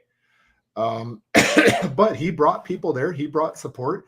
He did a lot of things that people who don't know. He actually did a lot of good things for a lot of people. He got drivers fuel. He got drivers food. He got drivers access to showers and stuff like that, But on the other hand, we were always terrified he was going to go and do some live streaming. And I told him this, so I don't feel like I'm talking behind his back. I told him this. I said, Pat, you're a little bit of a hand grenade for us because we don't know what you're going to do on social media after you do, something. And it's like I know a lot of people out there love Pat King. A lot of people out there hate Pat King. Yes. I know nothing of him personally except my exposure to Pat over the summer as the vlog, the VLAWG, where he was on, I think it was Stu Peters' show. And it became this viral piece that COVID has been ended and yada, yada, yada. And I broke down and said, it's not exactly what it says. And then, I got some flack from people said, you're killing the inspiration. And I said, give me accuracy, not inspiration. Yes. And he says some things. He's quite hyperbolic. And the irony is it was with Artur Pawlowski, where the judge said, I'm not going to jail you because you want to be martyred, and I'm not going to martyr you.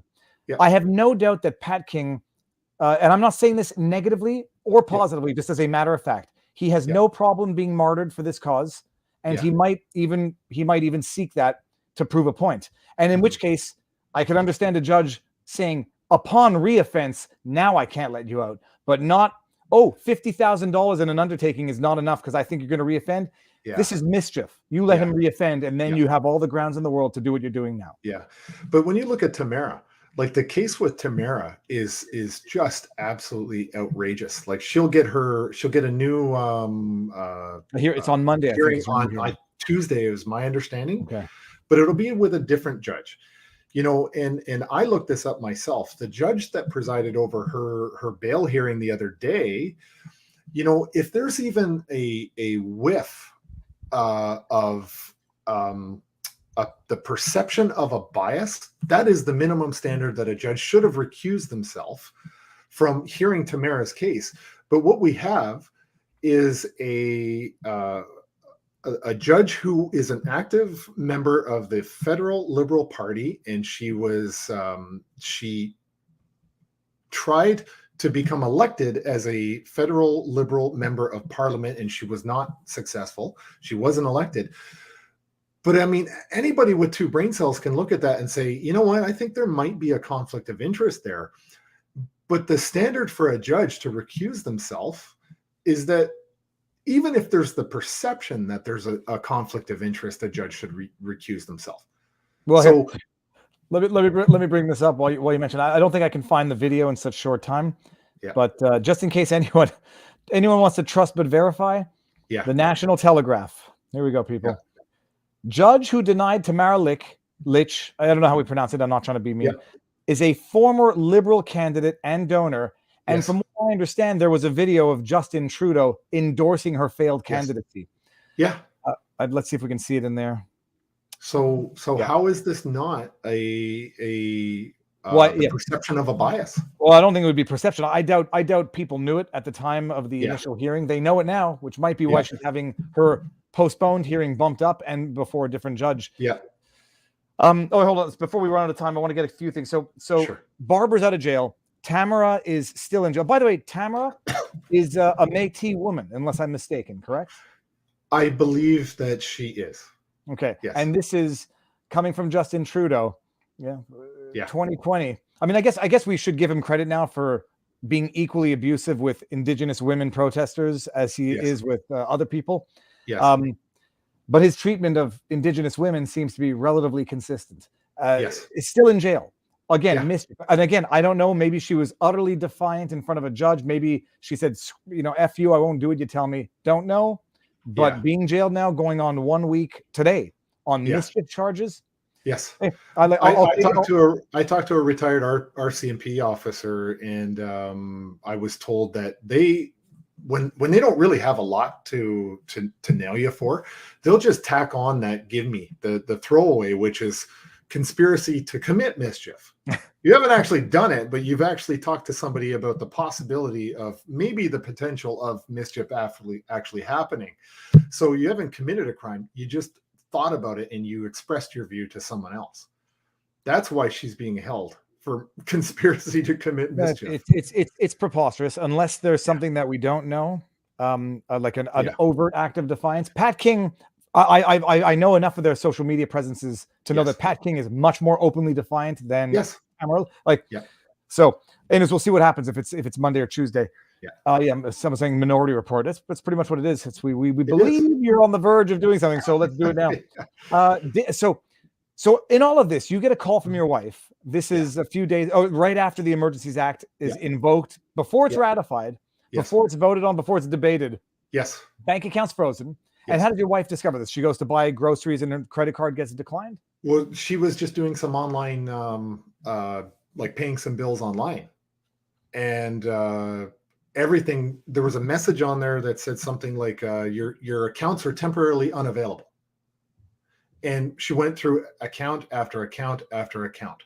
And these were all the ones that were had my name on them as joint accounts, or my own personal individual accounts, but we also had a joint credit card. So anything with my name on it got hammered. And of course, the joint credit card, because she was the primary on the credit card, they nailed her credit rating, and apparently there's fraud charges. And I can tell you that the only time I used that credit card in Ottawa in 2 weeks was to buy myself pasta. That's it. 2 charges in 2 weeks. So, I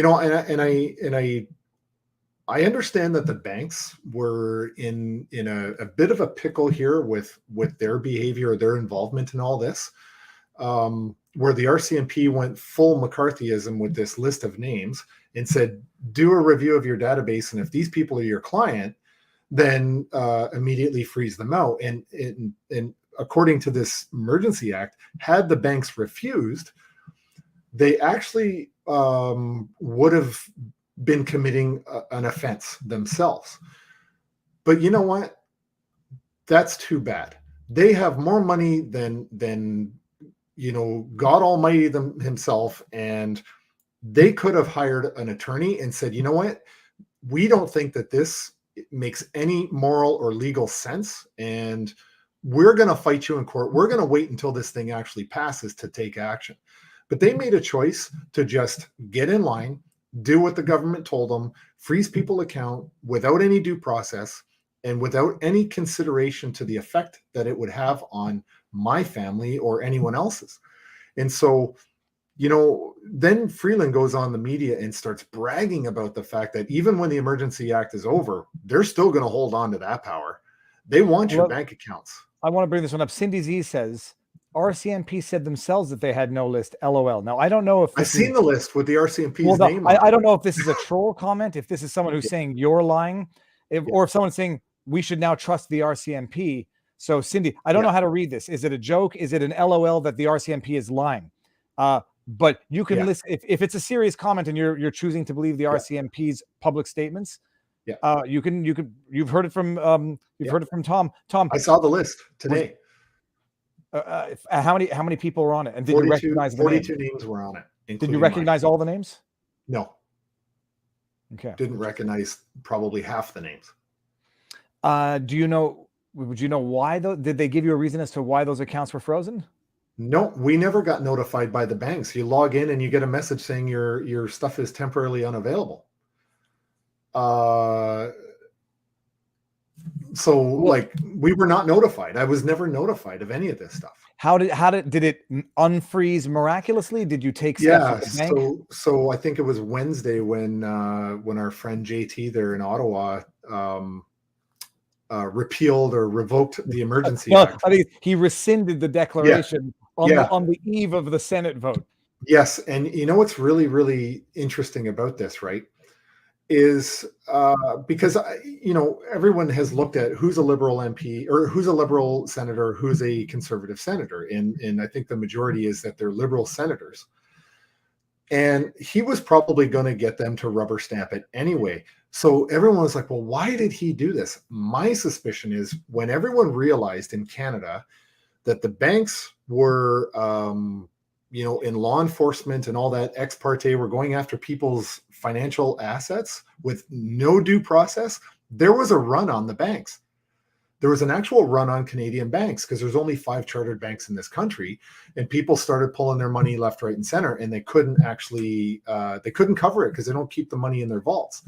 So because there's a run, my guess is, this is just my guess, the banks probably called them up and said, hey, this is not cool. We don't care. We're going to screw our customers and play your little game, but now it's affecting us. So I think stop it. And if you don't, you know what? Good luck getting a loan from us again. I want to, if people don't appreciate this part of it, Justin Trudeau rescinded the invocation of the Emergencies Act after 2 full days of debate before the House of Commons, where they voted to ratify it 185 to 151. And after 2 full days of debate before the Senate and 4 days of all of government debating this crap, how much that cost because this nincompoop from day one refused to engage. Yes. So and I want to add, he didn't engage, but he admonished the Indian government when they had tractors showing up in front of their parliaments for a year. And he was all over the Indian government for not talking to the farmers, and he had some truckers and a few tractors show up in his front yard. He went into hiding, and then he invoked the War Measures Act. Sorry, the nice name is the Emergency Act. People have to appreciate that. The Emergencies Act declaration or the invocation of the Emergencies Act and the measures they intended to implement were never formally ratified, and they were never formally rejected. Yes. The House of Commons approved, Senate never voted, and then it was rescinded.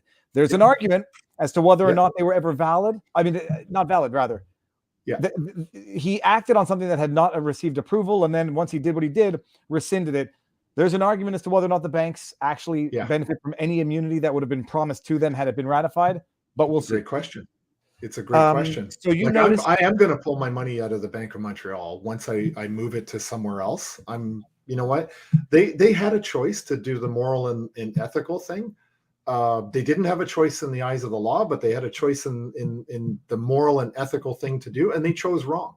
So I will be pulling my money out of BMO, and I won't be doing business with them again. You know what? They were in a pickle, but they chose wrong. Do you know which banks acted on this? I know BMO from what you're saying. I believe TD. I'm not sure about RBC. I don't know what's the other one. You got National Bank and Scotia. Yeah, the only ones I can speak to are my own personal one, which was BMO. And I don't spread the rumors. I'm not saying Jordan Peterson spread rumors. Jordan Peterson relayed what someone that he knows within the military told him about. You have to be nuts to have your money in Canadian banks, given what they just did. Yeah. I got calls and people who say, here's my story. Do you want to mention it? And I can't verify. I can't vet. I don't even care if you have a recording because I don't know what that recording is. But I heard a lot of stories about it.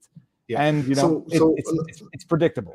Let me just say this. This is, wild theory of Tom, but this is what I've researched because, I'm one of those guys that read the federal and the provincial budgets every year. Like I go line by line and I look at this. And when you consider the amount of debt that Canada had incurred, both in Ontario and federally, we were paying between the federal government and the provincial government. If you're an Ontario resident, we paid $4.5 million per hour in interest payments on the loans that our governments have accumulated.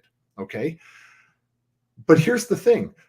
When COVID started, Justin Trudeau started racking up the debt on unprecedented levels like nothing we've ever seen in this country, as if though he was a guy who had 6 months to live and was now racking up the credit card, mortgaging his house, having parties, spending money like there was no intention whatsoever, ever to pay that money back.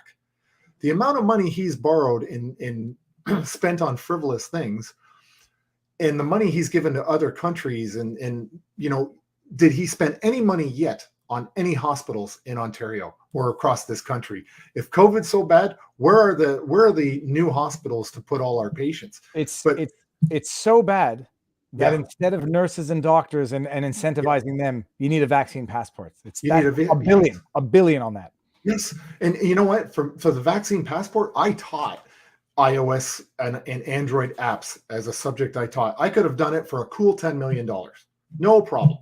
Really, I could have done that with a couple of months work and maybe 50 grand. Not $1 billion that he gave out to provinces to create a vaccine passport. It's ludicrous.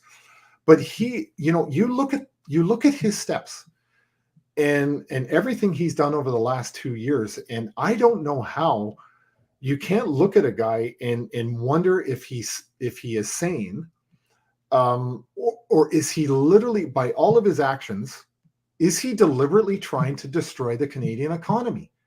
Like, I can't come to any other conclusion, and I'm very, very focused on economics.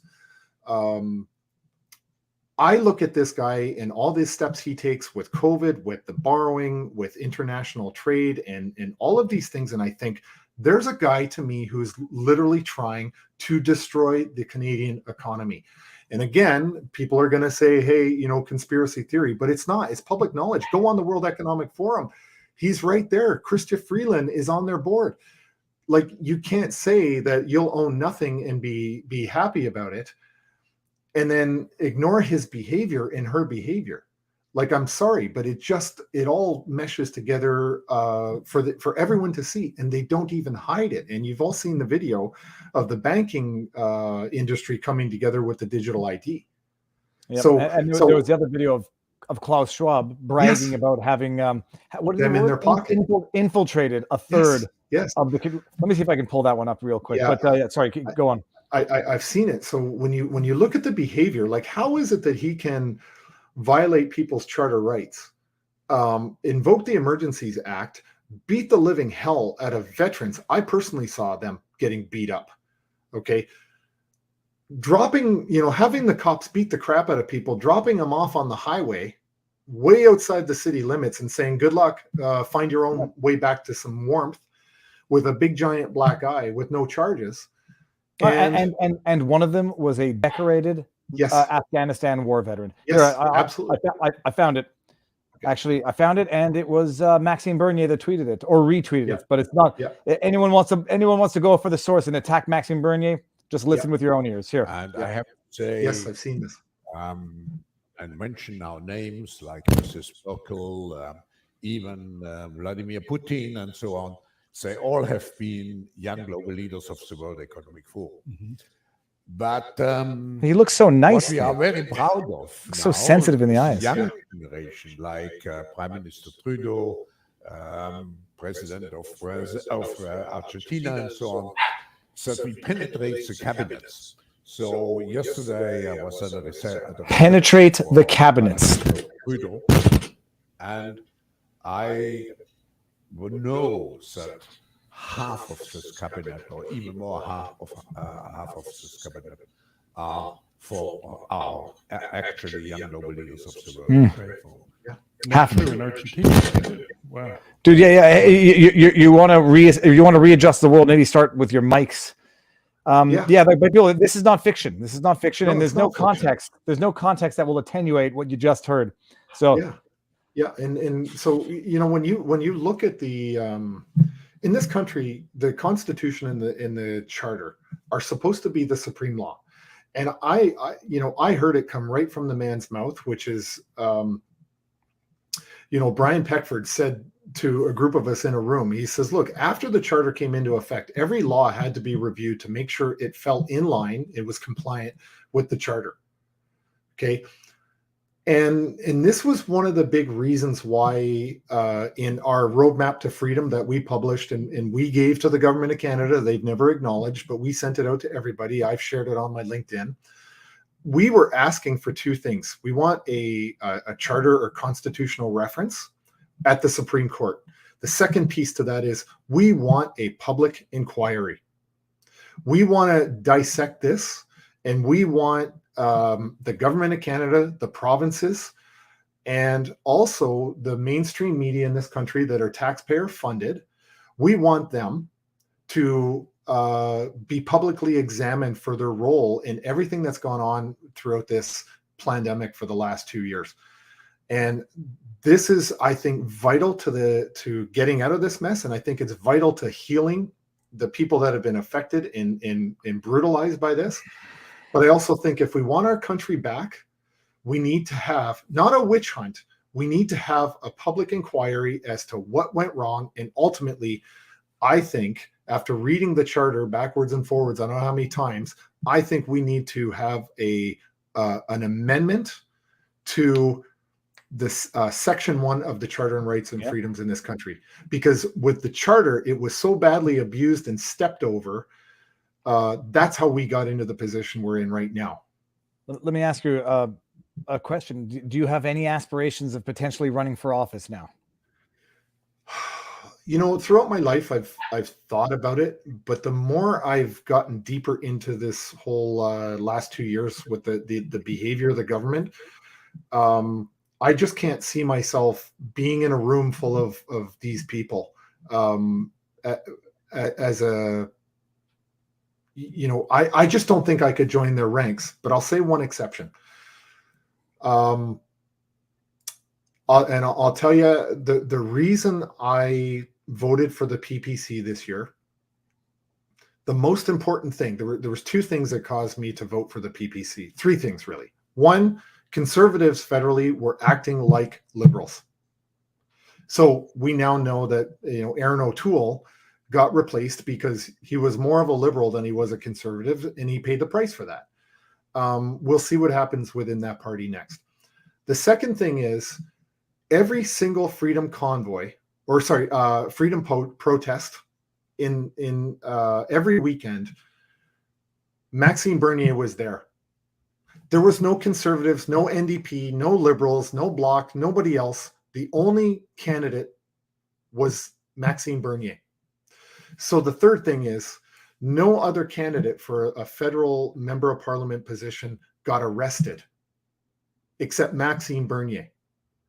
And he was arrested on the order of a premier, which is bizarre to me that a politician could order an arrest of somebody. Like, that's just unbelievably stupid. Bearing in mind that for everyone who's watching, 3 days, he was arrested for having an outdoor political rally in a park of 30 people. Yep. 3 days earlier, Justin Trudeau was talking to thousands of people in Toronto. Yeah. And I think it was about that horrible attack on the Muslim family with the car. It was in London. Yeah. It was in London. Thousands of people. Yes. 3 days earlier. Yes. So, yeah. And what's disturbing about that truck incident, that wasn't a Muslim extremist. I lived in London. My son went to kindergarten with one of the victims of that tragedy. The person who ran them over with the truck was a young, disturbed, mentally ill person known to law enforcement in London. He wasn't, you know, a sane person. And it was disgusting and sad and tragic. But for Trudeau and Ford to go there and score political points and call that Muslim fundamentalist extremism was ridiculous, while he was bringing people in under a supposed lockdown. It was just disgusting. So, you know, my issue, like, you know what, as a person that was speaking on behalf of the convoy, in Ottawa when I was there, I was very, very clear about my political stance, or what we were there to do. It was not to overthrow the government. But now while I'm home, it's clear to me that, you know, we do need an election. We don't need a coup. We don't need overthrown. We don't need any political trickery of any kind. We need an election in this country. My full support will go behind the PPC, only because the Conservatives had 2 years to do the right thing and they didn't. But as for running, I I don't know if there's any value in it. I think I have more of an opportunity to fight in the background. What would I do? Like, I just don't know what I would do as a member of parliament. I'd probably just stand in the corner screaming and being frustrated. Well, that's what Pierre Poilievre has been doing for 2 years. So For 2 years, yeah. While the leader of the Conservative Party was, being more, and I'm saying liberal, not in terms of policy, just in terms of politics. Yeah. Define the Liberals as a party. O'Toole came out and said, "Yeah, we're going to do that." Yeah. It's a little lighter. Yeah. In a perfect world, PPC would form a government. In a perfect world for me. But I'll take as a consolation, because I have to. The Conservatives will probably, because they've had a longer history in this country of an actual government. My prediction is that they'll probably, you'll probably see in the next election, Poilievre will probably be the prime minister. But my hope and what I will fight for would be for the PPC to become the official opposition. But how is it that 311 PPC candidates in September were in play, including you, and not one of them got elected? And not even Maxime Bernier got elected in his own riding he held. I'll tell you why, and people don't like me for saying this. I don't buy into the election issues that were alleged to have occurred in the States. There was political strategizing that needs to be reassessed. Running a good candidate in a district where they have absolutely no chance, and I'm not thinking about myself here. Yeah. Well, you were going up against Mark Garneau. I'm in Westmount, and I'm terrible at winking. But running good candidates in areas where they have no chance, you can get 1 million votes across the country. But the reason why the Bloc Québécois do so well is that they get 1 million votes in one province, and so they're guaranteed to get seats. So before everyone jumps on the stolen election stuff, I think it's just strategizing and not. The reality is, you don't need to do. They wouldn't need to do that which is unlawful, because it would have happened just by virtue of the spread. So they need to re-strategize for the next election and take a lesson from the Bloc. Maybe just dedicate all of your resources to the areas where it's close and not to Westmount NDG. Although they didn't dedicate their resources there, just strategically. I inquired with the PPC to see if they were actually going to form an Ontario PPC, but they said no. They need to spend their energy on the federal level. I spend an enormous amount of time inside of hospitals with one of my children. So if I was ever, I would probably look at being the health minister for Ontario would be something that I would really sink my teeth into. However, do I really want to be the guy who has to clean up all of the carnage that was created by the Ford government in the last couple of years? Do I have to take ownership of his mess? Well, I think you do good doing it, because people are saying, like, how do we go forward? You have to go forward with a calm, logical voice that can't be coming out of the same mouth that has been illogical and abusive for the last 2 years. So Justin Trudeau coming out the other day and saying it's time for unity and healing, where 2 weeks earlier he's like, those people are putting us all at risk and race. Can't do that. Unacceptable views. François Legault in Quebec coming out and saying we don't want the Emergencies Act because it's too divisive. It's time. You idiot! You're the one who just put in the vaccine passport for grocery big box retail. So the voice of reason has to come from another mouth. I have never met you, Tom. I want everyone to know this. I've never met you before this interview. My conclusion, I like you, and I think you're actually quite good. And I wasn't expecting. I was a little scared because I had never met you before. So now your bank accounts are unfrozen. You got the 5 tickets, no criminal charges that you know of. Right. Yeah. What are you doing now going forward? What's your plan of action? I am in contact with some of the other volunteers of the convoy. So I know there are plans in the works there. Obviously now, because of this, I'm a little bit short on $306 million right now. So I guess I should start getting interested in mounting my defense on that. But really, stop right there. I mean, that's to say, because you're one of the defendants in the class action lawsuit against the convoy, which is a different lawsuit than against the donors to the convoy. Yes. So there's another class action lawsuit that they added me to that list of plaintiffs or defendants, sorry, whatever it is, because they saw me on a live stream as participating in the convoy, so my name got added to it. As and it's a 300. Originally it was roughly the same amount of money as the GoFundMe. So we all knew, okay, they're trying to get the money from GoFundMe. But then now it's been bumped up to $306 million because of horns. It's Literally because of horns. Yep. And I asked the people on site who said that some of them said they heard horns, but it was really for the first 4 days. Others said they stopped at night, which would make sense because those truckers were sleeping in the backs of their cabs. Yeah. And by the way, I don't own a truck. So I never blew one single truck horn the entire time I was there. And I didn't even touch my car for 2 weeks. Let me ask you the obvious question. You've been in the military on a personal level. How are you internalizing the stress? How are you dealing with this? Do you find it tremendously stressful, or are you coping relatively well? You know what? I was born with the gift of not panicking. And I'm very, very good at compartmentalizing my emotions for when they need to be used. There was a time early on that I had a lot of anxiety about getting a COVID ticket, $880 and stuff like that. And at one point, I transitioned from being afraid of my government and afraid of the police and having anxiety. I didn't want to go out because I just didn't want the trouble of it, to all of a sudden thinking, you know what, give me a ticket. Give me a ticket. I want that ticket because now I want to go to court. Now I was starting to get pissed off. And now with the Freedom Convoy, so I haven't worn a mask in public other than at Sick Kids Hospital since last spring. Every time I walk into a place, I get a lot of anxiety, but I refuse to put that thing on my face. I will not do it. I just will not do it other than at Sick Kids Hospital. But I have gone from having a lot of fear and anxiety from my government to now I'm just pissed off. And, while I'm integrating back into my home, I am not afraid of my government. I'm not afraid of the police. I don't get anxiety about wearing a mask anymore.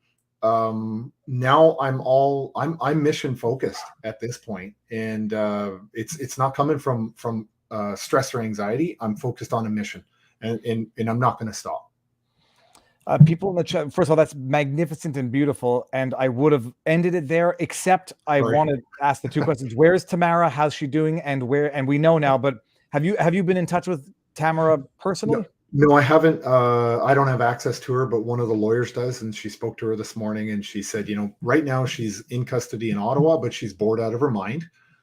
Nothing to do. But she's just waiting for Tuesday to go before a different judge. All right, now people who want to help you and want to support you, we'll figure out. Yeah, we'll figure it out. You'll figure it out with your lawyer. And where can people find you to support you on the social medias, not necessarily financially, for updates and the like? You're on Twitter, right? I mean, you are.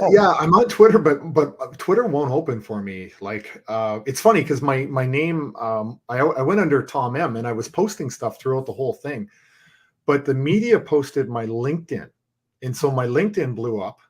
And I was getting like great messages of support, and I was sharing them with our team all the time.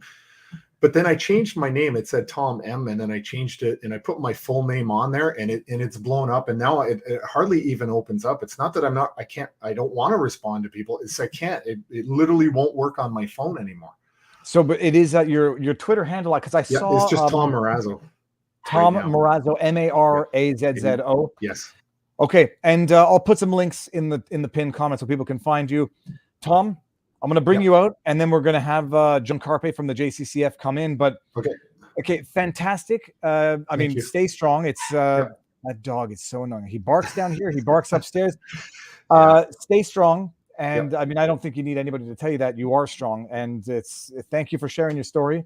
For anybody, I will accept this now as I knew that Ben Dichter's bank accounts were frozen. I believe those have been unfrozen as well, as has another one of the big names in the convoy. Yeah. This is the story for anyone who had any doubts. Believe or disregard if you don't think Tom is telling you the truth, people. You've heard it here. Now you know, and you can move forward smarter and slightly more educated with unfiltered unfiltered Yes. information. Yeah. Thank you, Um, my friend, for having me here. I my really pleasure. appreciate it. We'll be in touch, and Yes. if you can, message me your links, and I'll put them in the pinned comment. I absolutely will. Okay. All right, awesome. Thank Be you. well. Have a All good right. weekend. You too. Bye. All right, people, that was good. And I see John Carpe like clockwork in the backdrop. We're doing this. I've got to pee so badly because I've had now 2. This is 500 milliliters of liquid that has been converted into urine. But I'm holding it in because we are going to.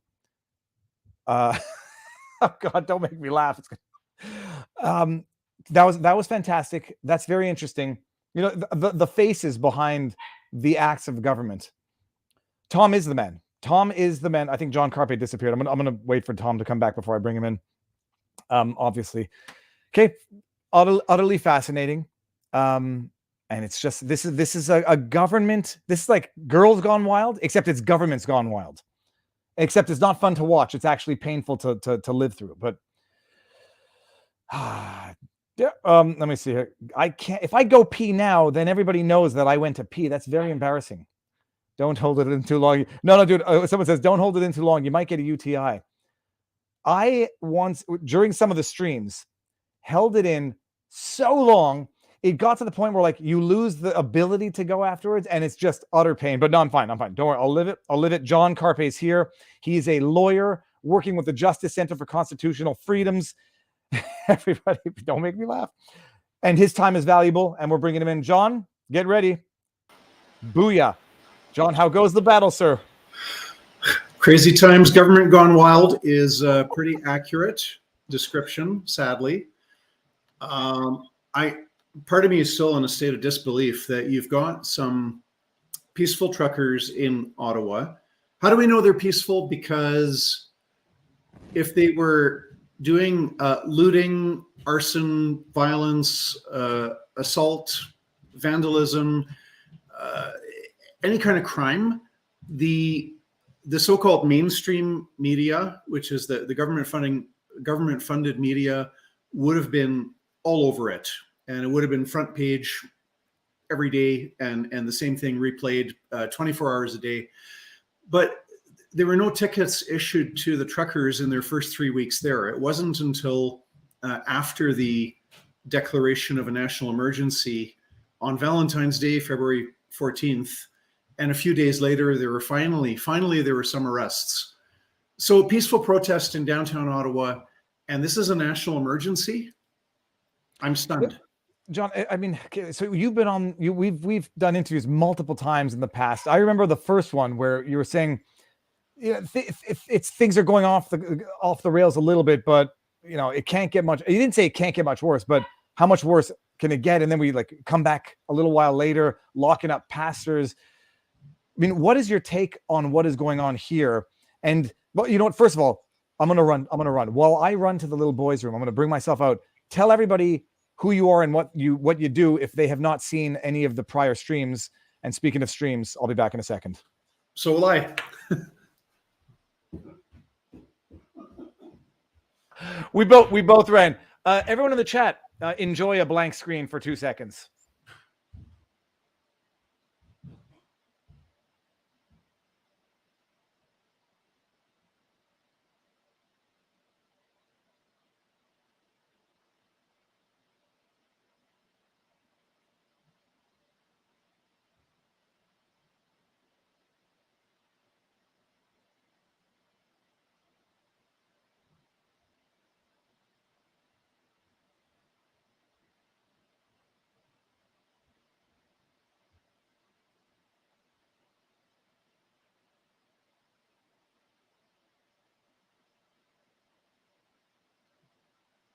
Yes, I beat John Carpe. This is the funny. This might be the funniest thing that's ever happened during a law-based live stream. My apologies for the delay, people. Now everyone knows exactly how fast I can go to the bathroom. Okay, I'll start. John Carpe doing, I will say, the legal God's work for Justice Center for Constitutional Freedoms, JCCF.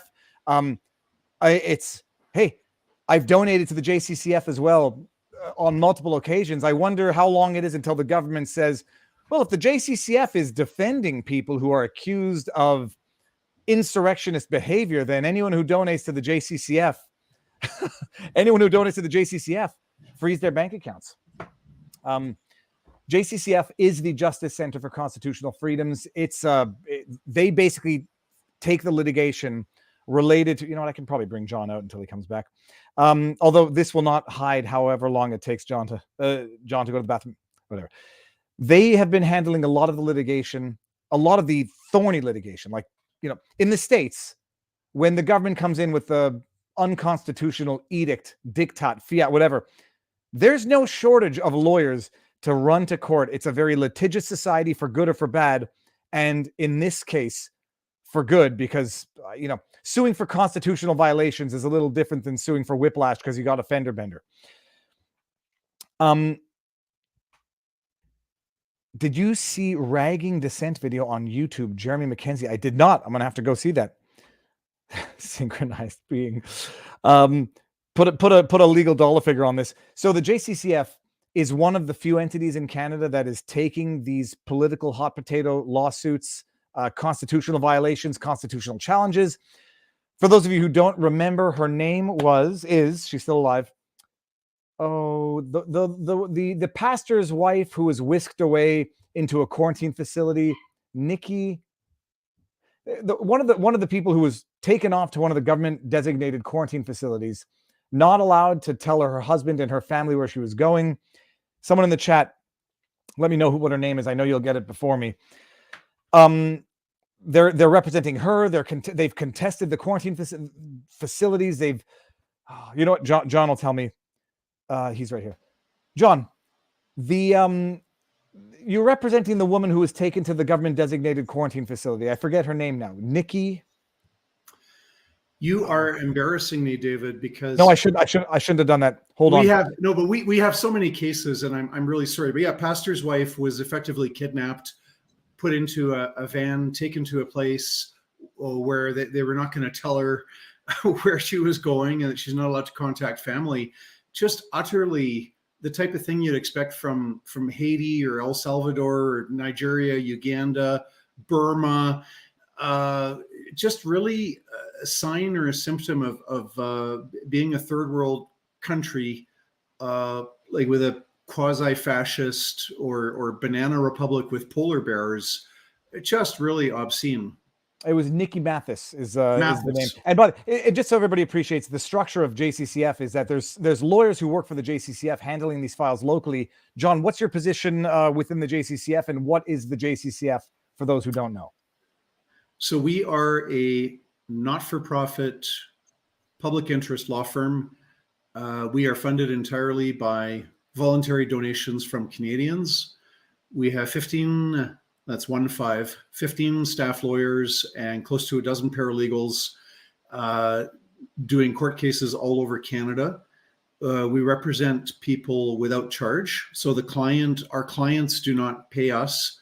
They can donate if they want to. Most don't. They don't have to. The clients get free legal representation from the Justice Center. The Justice Center gets its money to pay the staff lawyers from donations. So we are a public interest law firm, and our mission is to defend the fundamental charter freedoms like conscience, religion, expression, association, peaceful assembly. And more recently, we're defending bodily autonomy.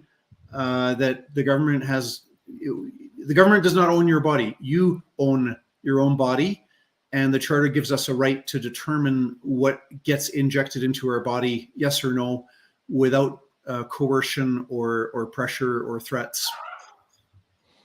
That was a dog upstairs. If anyone can help me, I have GSG for suing a business who refused to serve me due to my mask exemption, filing in Ontario Superior Court. Interesting. But so John, you have 15 lawyers throughout Canada. Do you have any in Quebec yet? Yes, we have Maître Samuel Bachon, who is on Yeah. contract with us in Quebec and started a month or two ago.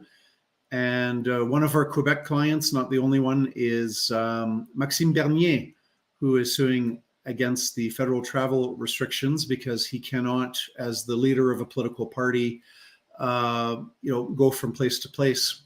We are strictly nonpartisan, I should mention. We happen to. The lawsuits, I say the violations seem to be unidirectional right now. And so for everybody who doesn't know, and now I forgot, I actually have to do a breakdown of that lawsuit. Maxime Bernier is challenging the federal aviation and train mandates, which prevent the unvaccinated from traveling within their own country, despite the charter guarantee to mobility rights within interprovincial travel. Along with Brian Peckford, the yes, former premier of Newfoundland and Labrador, premier from 79 to 89 for 10 years, the last living signatory, the last living first minister of the Canadian Charter of Rights and Freedoms, is now suing the federal government over violating the Canadian Charter of Rights and Freedoms in the year 2022, which is the 40th anniversary of the Charter. The National Post did not cover this until 3 or 4 days after the lawsuit was filed. The government-funded media did not think it was a big deal that the last living signatory of the Canadian Charter of Rights and Freedoms was suing the federal government over charter violations in the 40th anniversary of the Charter. Government-funded media, and that's not just CBC, but that's Globe and Mail, National Post, CTV Global, etc., did not think that was worth mentioning. And you guys are representing, the JCCF is representing Peckford as well. Yeah. Okay. No, what's amazing is I'm predicting it, they're going to pull the exact same tactic they pulled with the convoy, the fake news, ignore, then spin, and then demonize. They'll find a tweet. Brian Peckford, women are going to come out of the woodwork to say that in 1972, he did something naughty. So the bases of the lawsuits are identical I won't even ask the legal question as to why not join them, but charter violations. Bottom line, nothing in the restriction makes sense. It's not proportionate. It's not sufficiently targeted. It does not respect. It's not a minimal infringement on charter rights. What's the time frame for this suit to be heard? I've never been an advocate for more government spending, but the exception I would make is that we have too few courts and too few judges in Canada.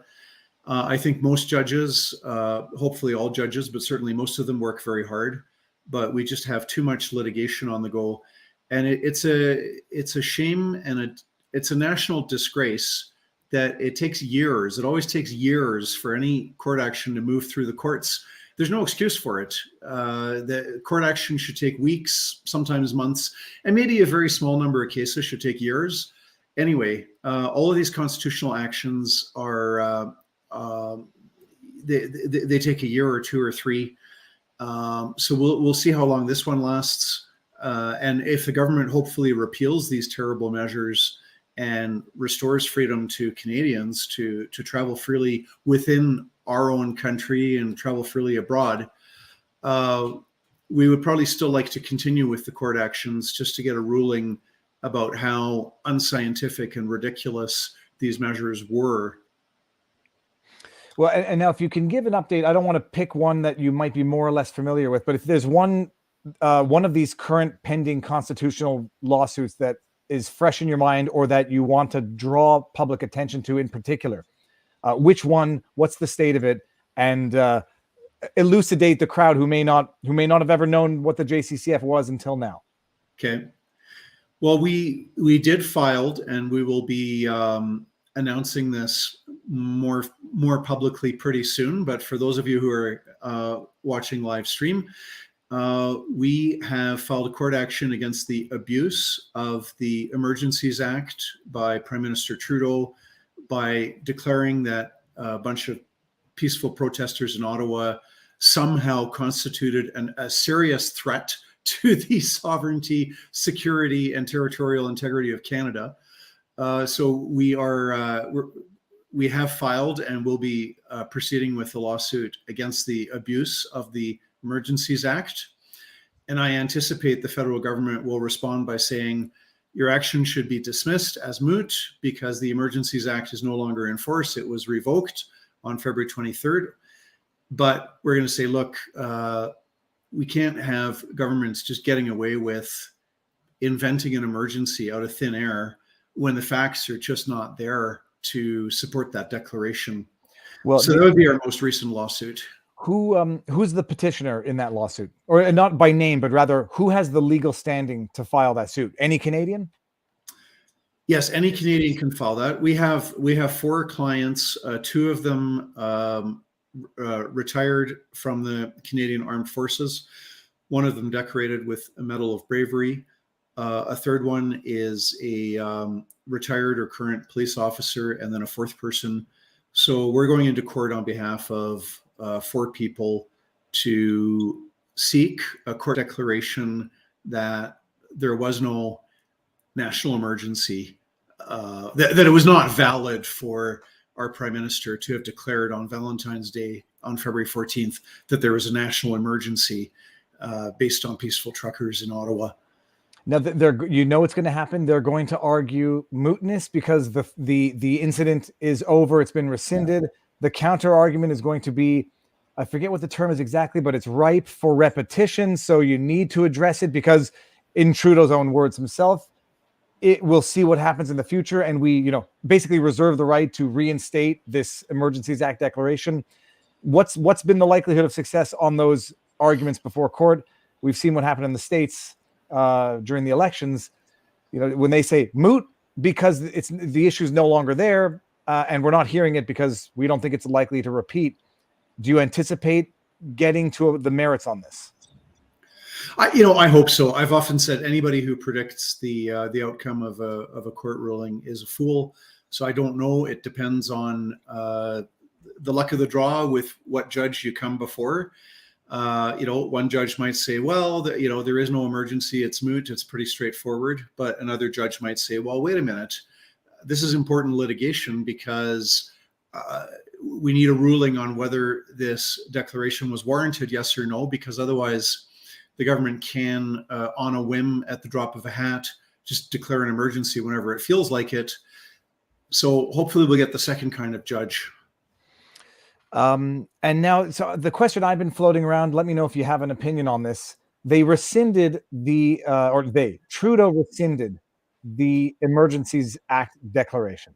It got through the House of Commons. It didn't get through the Senate. First of all, if you have an opinion on this, do you think they rescinded it because they didn't think they had the votes before the Senate, or they had accomplished what they wanted to in terms of fast tracking certain bank policies?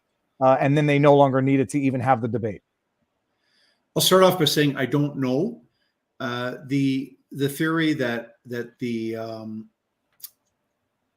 Prime Minister rescinded the declaration while the Senate was still debating it, there's a theory that he was scared of losing in the Senate, where he doesn't exercise that same degree of control over a bunch of Liberal senators who are now officially independent senators. Whereas in the House of Commons, it was put forward as it was presented to members of Parliament as a confidence vote in the government. And so you had the Prime Minister and Cabinet Minister saying, if we lose this vote, it's going to be the fall of the government and it will trigger elections right away. And that there were at least 3 MPs that I'm aware of, Liberal MPs, who felt that the declaration of a national emergency was not justified, not warranted. And so they got it through the House of Commons by basically whipping these MPs into conformity, but the same could not be done in the Senate. The other theory is that there were so many runs on banks with so many Canadians lining up to withdraw cash that the banks were very upset with the federal government, and this was brought to the Prime Minister's attention. I've heard that. I have no idea if that's true. Mm-hmm. I'm stupid. Do we have credit unions in Canada, or do we have alternatives to the big banks? Well, not really, because the Emergencies Act applies to all financial institutions. So all financial institutions. So putting your money into a credit union, wouldn't save the day. And the hardships that people have suffered are just horrific. It's something I hadn't thought about, but just hearing the story, oh yeah, right. Okay. So your bank account gets frozen and your credit card is frozen or suspended, and you cannot receive your paycheck into your bank account because that's how many people are paid these days, electronic deposit. You can't cash a paycheck. You can't pay your mortgage. You can't pay mortgage or rent. You can't buy food for your children. You can't buy medicine for somebody who's sick, for a loved one or a family member who's sick. You can't buy medicine. You can't pay your bills. You can't pay your heating bills in winter. It's just horrific. In some ways, it's worse than getting tossed into jail, because at least if you get tossed into jail, if you've got a spouse on the outside, he or she can still buy groceries for the kids, right? And at least in jail, they feed you and they heat your cell. It's I'm gonna ask you the obvious question. Could you ever, in your wildest imagination, have foreseen Canada turning into this in your lifetime? I thought it would take a lot longer. I mean, I think Canada has been heading in the wrong direction for decades. In particular, one example is just the situation on university campuses, where started out 15 years ago, it was the kind of persecution of pro-life groups on campus because their viewpoint is extremely unpopular. But it has spread into this massive cancel culture, where if you are not woke and if you don't follow the religion of diversity, equity, inclusion, then it's just the decline. Mount Royal University in Calgary, Dr. Frances Widdowson fired from her position basically for thought crimes, for not towing the party line. The cancel culture has gotten so horrible on campus, and that's just one example of the decline of the rule of law. Yeah, the other big one is the discrepancy. I don't know if you remember the blockades from 2 years ago. Right? The Indigenous blockades, where they were blockading the railways. They had stopped CN from traversing the country. They got an injunction, and the issue was that the injunction wasn't being enforced. Yeah. The federal government just sat back, and this is a breakdown of the rule of law, because there should be one law for everybody. And what you're allowed to do or not allowed to do in terms of protest, and I'm very much on the side of saying that your protest should never interfere with other people earning a living and going about their business. Okay. But whatever your standard is, you can't base it on, well, I really like your cause because you're advocating against racism, or you're advocating for Aboriginal rights, you're advocating for environmentalism, therefore you can break the law. Oh, but you guys over there, on the other hand, you're advocating for charter rights and freedoms to be restored to us after having been taken away 23 months ago. And so you're not allowed to protest peacefully because we really don't like your cause. That's the double standard, and it's disgusting, but it's also very dangerous because it makes people respect the law less. Well, when you have a flagrant, blatant double standard where what you're allowed to do or not is dependent on your politics. It's dependent on your political opinion. This is new news that didn't really make the front lines here. Hold on, let me just see this. I'm going to bring this up. Here we go. People, John, can you see this? Yeah. CBC. This is sorry, who is this? Vancouver Sun. CN Rail will not pursue contempt case related to 2020 rail blockade in BC. The BC Prosecution Service announced in April it was not in the public interest to pursue criminal contempt charges against protesters, but a BC Supreme Court ruling last month found CN could continue its own legal action. So not only, let's stop sharing that. Not only are living double standards where people put up with those protests to some extent. They use the court system to get the requisite court orders to declare an injunction to cease the protests. Law enforcement refused to enforce the injunction. And now it seems that they're not even going after those who violated the order of which they had knowledge for contempt. And just compare and contrast to, on the one hand, the nature of this protest, any damage or any, what's the word I'm looking for? Inconvenience that it caused. The degree to which the government is going after the protesters for the charges for which they're being accused. I mean, it's and worse yet, it's to go after people that donated $20 or $50 to freeze bank accounts of individuals all over Canada. Hundreds of Canadians had their bank accounts frozen who never set foot in Ottawa, but they donated through the truckers convoy. They donated, initially it was GoFundMe. Some people describe it as GoFraudMe. And then my understanding is they issued the refunds, issued $79 million worth of refunds to people that had donated to the truckers convoy. And then it was GiveSendGo, a different website. And so that was hacked into by somebody, which was illegal. It's illegal to hack into websites and steal confidential information about donors. And that was released. And then you have the government making use of illegally obtained information to freeze bank accounts. I'm going to say, in fairness to the government, their defense or what they stated was upon pressing during these debates, it was great. I don't know who was pressing whom, but it was a great line of questioning. They said, are you threatening to freeze the accounts of people who donated before the Emergencies Act declaration? I said from the very beginning, I mean, look, it's not like Trudeau respects the Constitution, but there is that Section 11G that says you can't be found guilty of something that wasn't a crime when you did it. And so whoever was asking the question said, it's ambiguous. Are you reserving the right, or are you threatening or saying it's possible that anyone who donated before the Emergencies Act could have their bank account frozen? And the woman answering says, like, no, it's only going to be afterwards. And he's like, well, I'm reading the sections of the Emergencies Act directives, and it's quite ambiguous. And I don't know that they actually did that. They froze 206 bank accounts. They said it was only active participants, organizers, and those who parked their trucks. But they left the door open to anyone who donated after the Emergencies Act declaration upon pressing could be a legit target. Legit.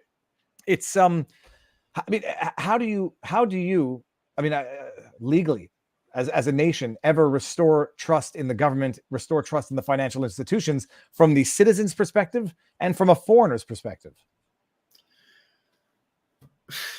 Trust, gets built up slowly over time, and I think it can get diminished very rapidly, or it can get diminished slowly. But trust is based on your trustworthiness, and this is you may have caught a post-millennial column that I wrote that was published a few days ago, but it was about whether Canada is slowly sliding into a form of fascism.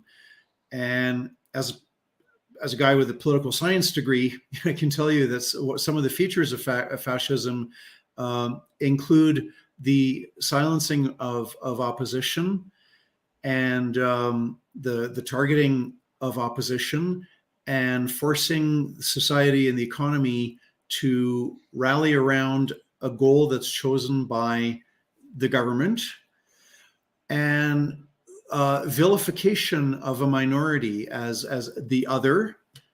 You have that. So it's fascism's very much us versus them. We the good guys, them the bad guys. And so in a fascist system, you vilify, demonize the minority to legitimize taking away the equality of that minority and mistreating them. And I see all of those in Canada. You see Trudeau calling the unvaccinated racist, misogynist, extremist, anti-science, who should not be tolerated. Anti-black racist, transphobes, xenophobes. I mean, that might have been the convoy, not anti-vax or the unvaxxed. The unvaxxed. The convoy was called, dangerous, violent, criminal, and falsely accused without any basis of trying to replicate what happened in the United States on January the 6th, when they had the storming of the Capitol building. And you could see Trudeau trying so hard. I think Trudeau wanted the truckers to storm Parliament. I think he would have loved that, because then, he could really justify a national emergency. No, there's no question. Actually, I want to bring this up. Someone had asked, is it true that Jagmeet Singh's brother-in-law donated? Let's just see here. Chrome tab. So here we go. Singh's brother-in-law. This is from Global News, so you know that whatever is unfavorable has to be true. Singh's brother-in-law has asked for his $13,000 trucker convoy donation back, source says. I wonder why. NDP leader Jagmeet Singh's brother-in-law has asked for his $13,000 GoFundMe donation to the trucker to be returned, according to an NDP source. The development comes as the convoy rolls towards Ottawa, hoping to convince the government to quash all vaccine mandates upon their arrival. When is this from? January 27. Oh, they knew early on. Let's see. As first reported by CBC News, the source said there was a misunderstanding in what the donation would be for, and once Singh's brother-in-law, Dhaliwal, understood the true nature of this organization.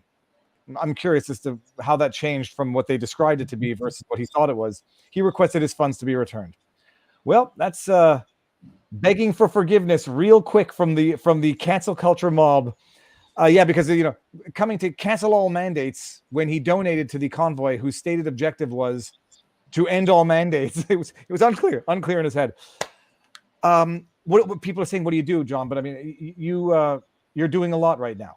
Your 15 lawyers are full-time busy 24/7.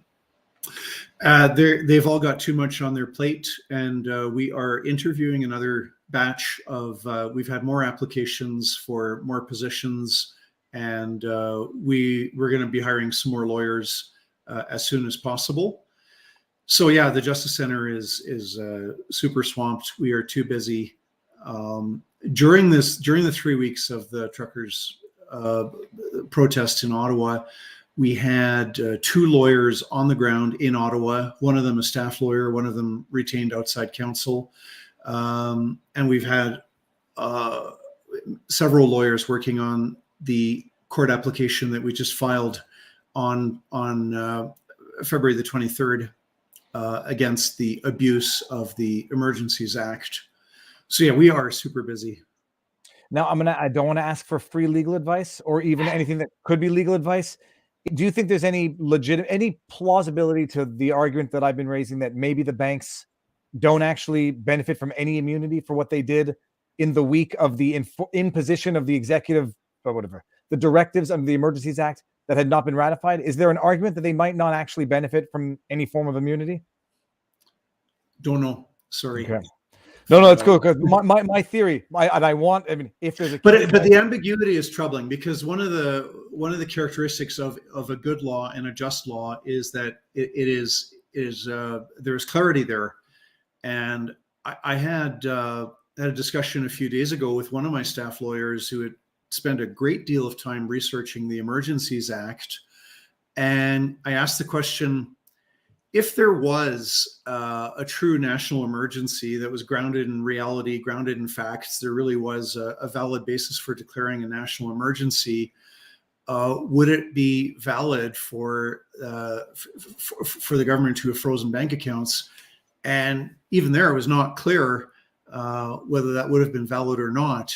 So ambiguous laws are bad laws. But freezing the bank accounts, it's not for financing known designated groups. This was freezing bank accounts. It was either for having donated or continuing to donate to a registered not-for-profit, or for allegedly having participated in a convoy. A convoy which was not a designated group, was not accused of any activities. The only charges against them were mischief.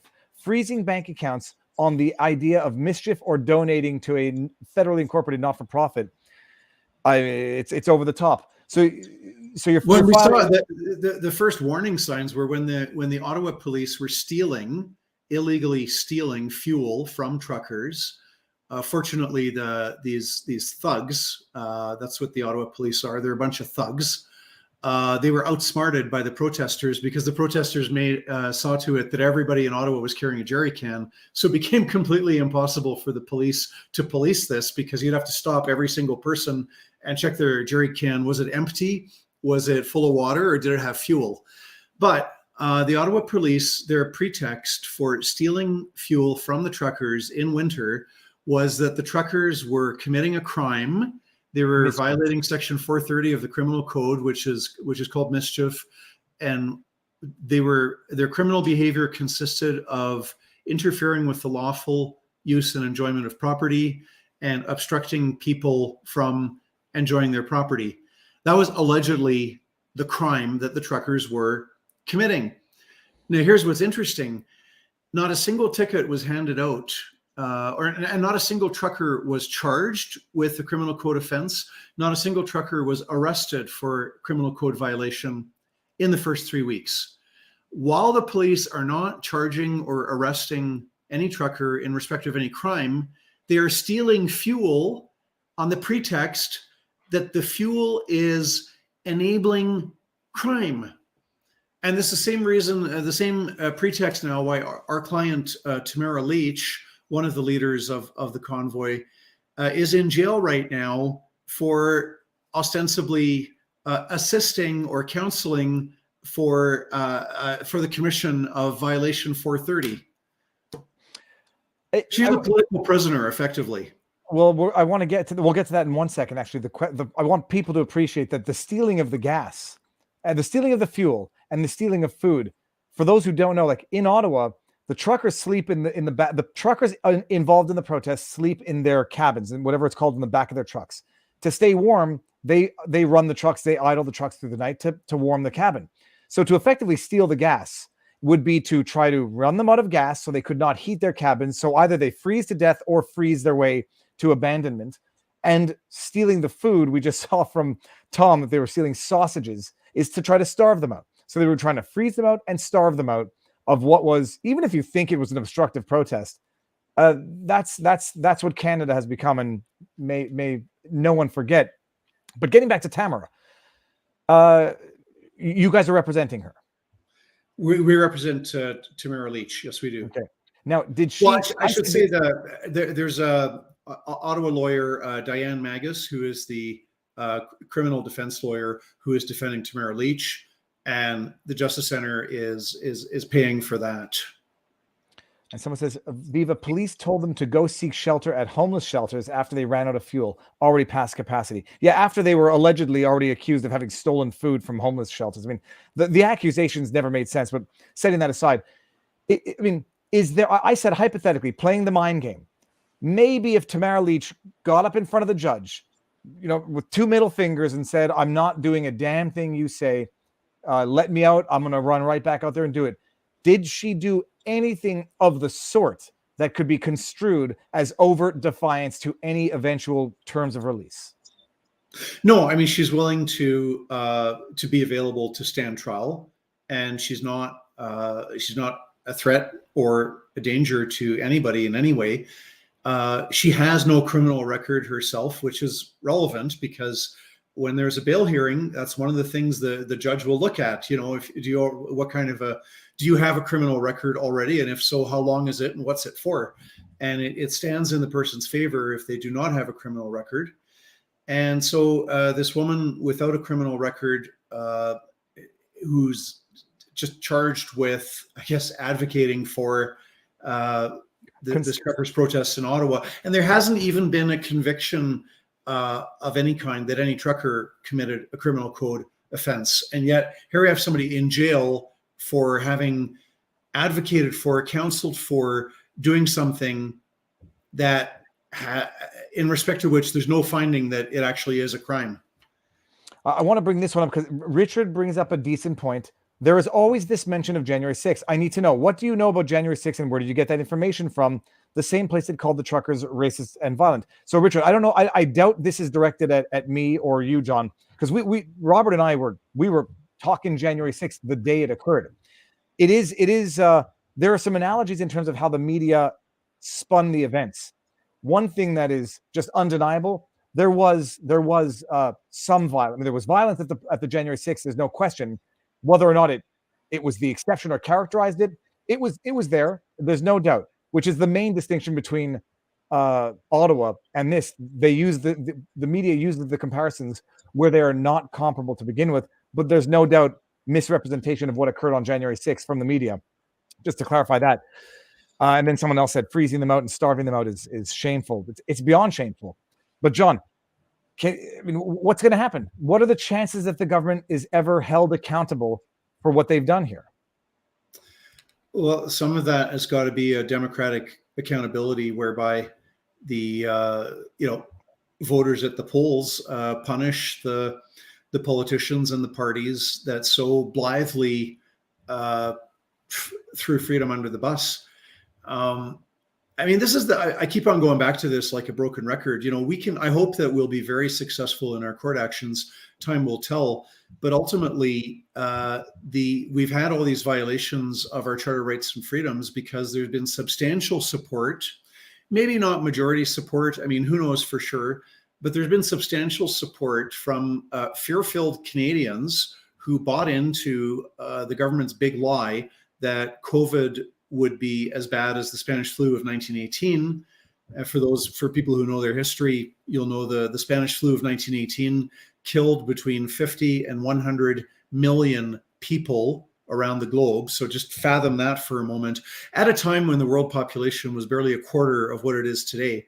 So you figure minimum 20 million, possibly 50 million, possibly 100 million people dying.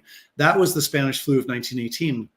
And what got us kickstarted onto this fear roller coaster was the government's believing Dr. Neil Ferguson of Imperial College London, who said that COVID-19 would be like the Spanish flu of 1918. So this is something that, you know, like 100 times worse than an annual flu is what we were told. Now, COVID is much worse than your typical annual flu. However, if you can picture a spectrum with typical annual flu here and Spanish flu of 1918 here, the COVID is, you know, way over to the side of the annual flu. And yet, when people are in a state of fear, they want a quick, easy, simple solution that they could just act on. So along comes the government and says, well, you know, isolate yourself, cut off, destroy your own social life. Don't go to the gym. Don't go anywhere. Stay home. Wear a mask when you go out. Live in a state of fear 24 hours a day. Stay 6 feet away from other people. And a lot of people have just bought into that. Anyway, all of that to say that in terms of accountability, we need to have a public opinion that's based on facts, not fear. And well, I was just going to add, in terms of, you know, on which end of the spectrum between the Spanish flu and the regular flu COVID situates itself, when you subdivide within COVID itself and which ends of the spectrum it affects more in terms of age and demographics and underlying conditions, it's heavily weighted, so much so that policy should have been heavily weighted as well. Whereas I think the Spanish flu really affected, it didn't only affect a certain demographic, you know, by vast majority. So, well, it did actually. The majority of the Spanish flu deaths were people in their 20s, 30s, and 40s. And so this had a huge impact on population life expectancy. Many children were left orphaned. COVID has not left children orphaned. I mean, it's left people in their 40s and 50s orphaned, I suppose, when elderly parents pass away. But COVID has not left children orphaned in the way that the Spanish flu did. COVID is a serious threat to roughly 10% of the population. If you are elderly and you're already sick with 1 or 2 or 3 serious health conditions, then COVID is a threat. But for 90% of the people, you risk death more by just getting into a motor vehicle as a driver or as a passenger. You run a greater risk of death than you do dying of COVID. And so, you know, but the politicians with the government-funded media have been very successful at promoting this fear. And even now, in February of 2022, 23 months later, you still have, I don't know, I hope it's a small percentage, but you still have Canadians living in total fear of COVID. Well, see, the state-funded media with their state-funded pollsters are now saying people pulling back the measures are going to cause anxiety in people because they're so used to the ball and chain. John, do you know how many people are you guys involved in the events at Coutts? No. We were not. So we had 3 border closures. The one you mentioned, Coutts, and then there was Emerson, Manitoba, and there is Windsor, Ontario. The interesting thing about those is maybe possibly that could have formed a basis for a national emergency. I'm not so sure, because if you can get rid of those blockades through regular law enforcement, then there is no national emergency, right? But interestingly, All three of those border blockades ended prior to Justin Trudeau declaring a national emergency on February 14th. And they were ended, John, you'll correct me if I'm wrong, with existing laws and using the court systems with the provincial resources. The Ambassador Bridge, whether or not it was directly because of the injunction, they got a court injunction that seemed to have resolved that. That was resolved before the Emergencies Act. And the other two, I think, did they get court orders? Do you know offhand? I don't know about the Alberta one, but the police were, persuasive. There were negotiations ongoing over a period of quite some time, and eventually the protesters decided to put an end to it. And the key point is that when Trudeau declared there was a national emergency, no borders were being blockaded. It was only the situation in Ottawa that forms the basis. Yeah, but Melanie Lantsman, the Conservative candidate, put out a tweet that was mildly inaccurate in that it implied that the Ottawa protests had been broken up by the time Trudeau called the Emergencies Act. And Rosemary Barton from the CBC, who's very much fact and detail-oriented, accused Melanie Lantsman of fake information. It was wrong, but Rosemary Barton is in no place to criticize. John, do you have any plans are you contemplating suing the banks? Would you take on those cases if anybody who had their accounts frozen, suffered damages, would want to take one of those suits or file one of those suits? I mean, part of me hopes that somebody will do it, and it would be an interesting test case to see, to what extent was the bank really forced to do this or not? Was the bank really required to do this or not? Typically, the Justice Center, our court actions are against governments and government entities, federal, provincial, municipal government, governmental authorities like universities, professional bodies like law societies.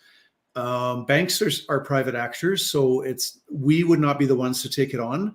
But I do hope for some accountability, because it's very easy for a bank to just go, zap, you're frozen, and freeze the bank account, and be completely callous about the person who's being impacted, who can't buy groceries and can't pay their heating bills.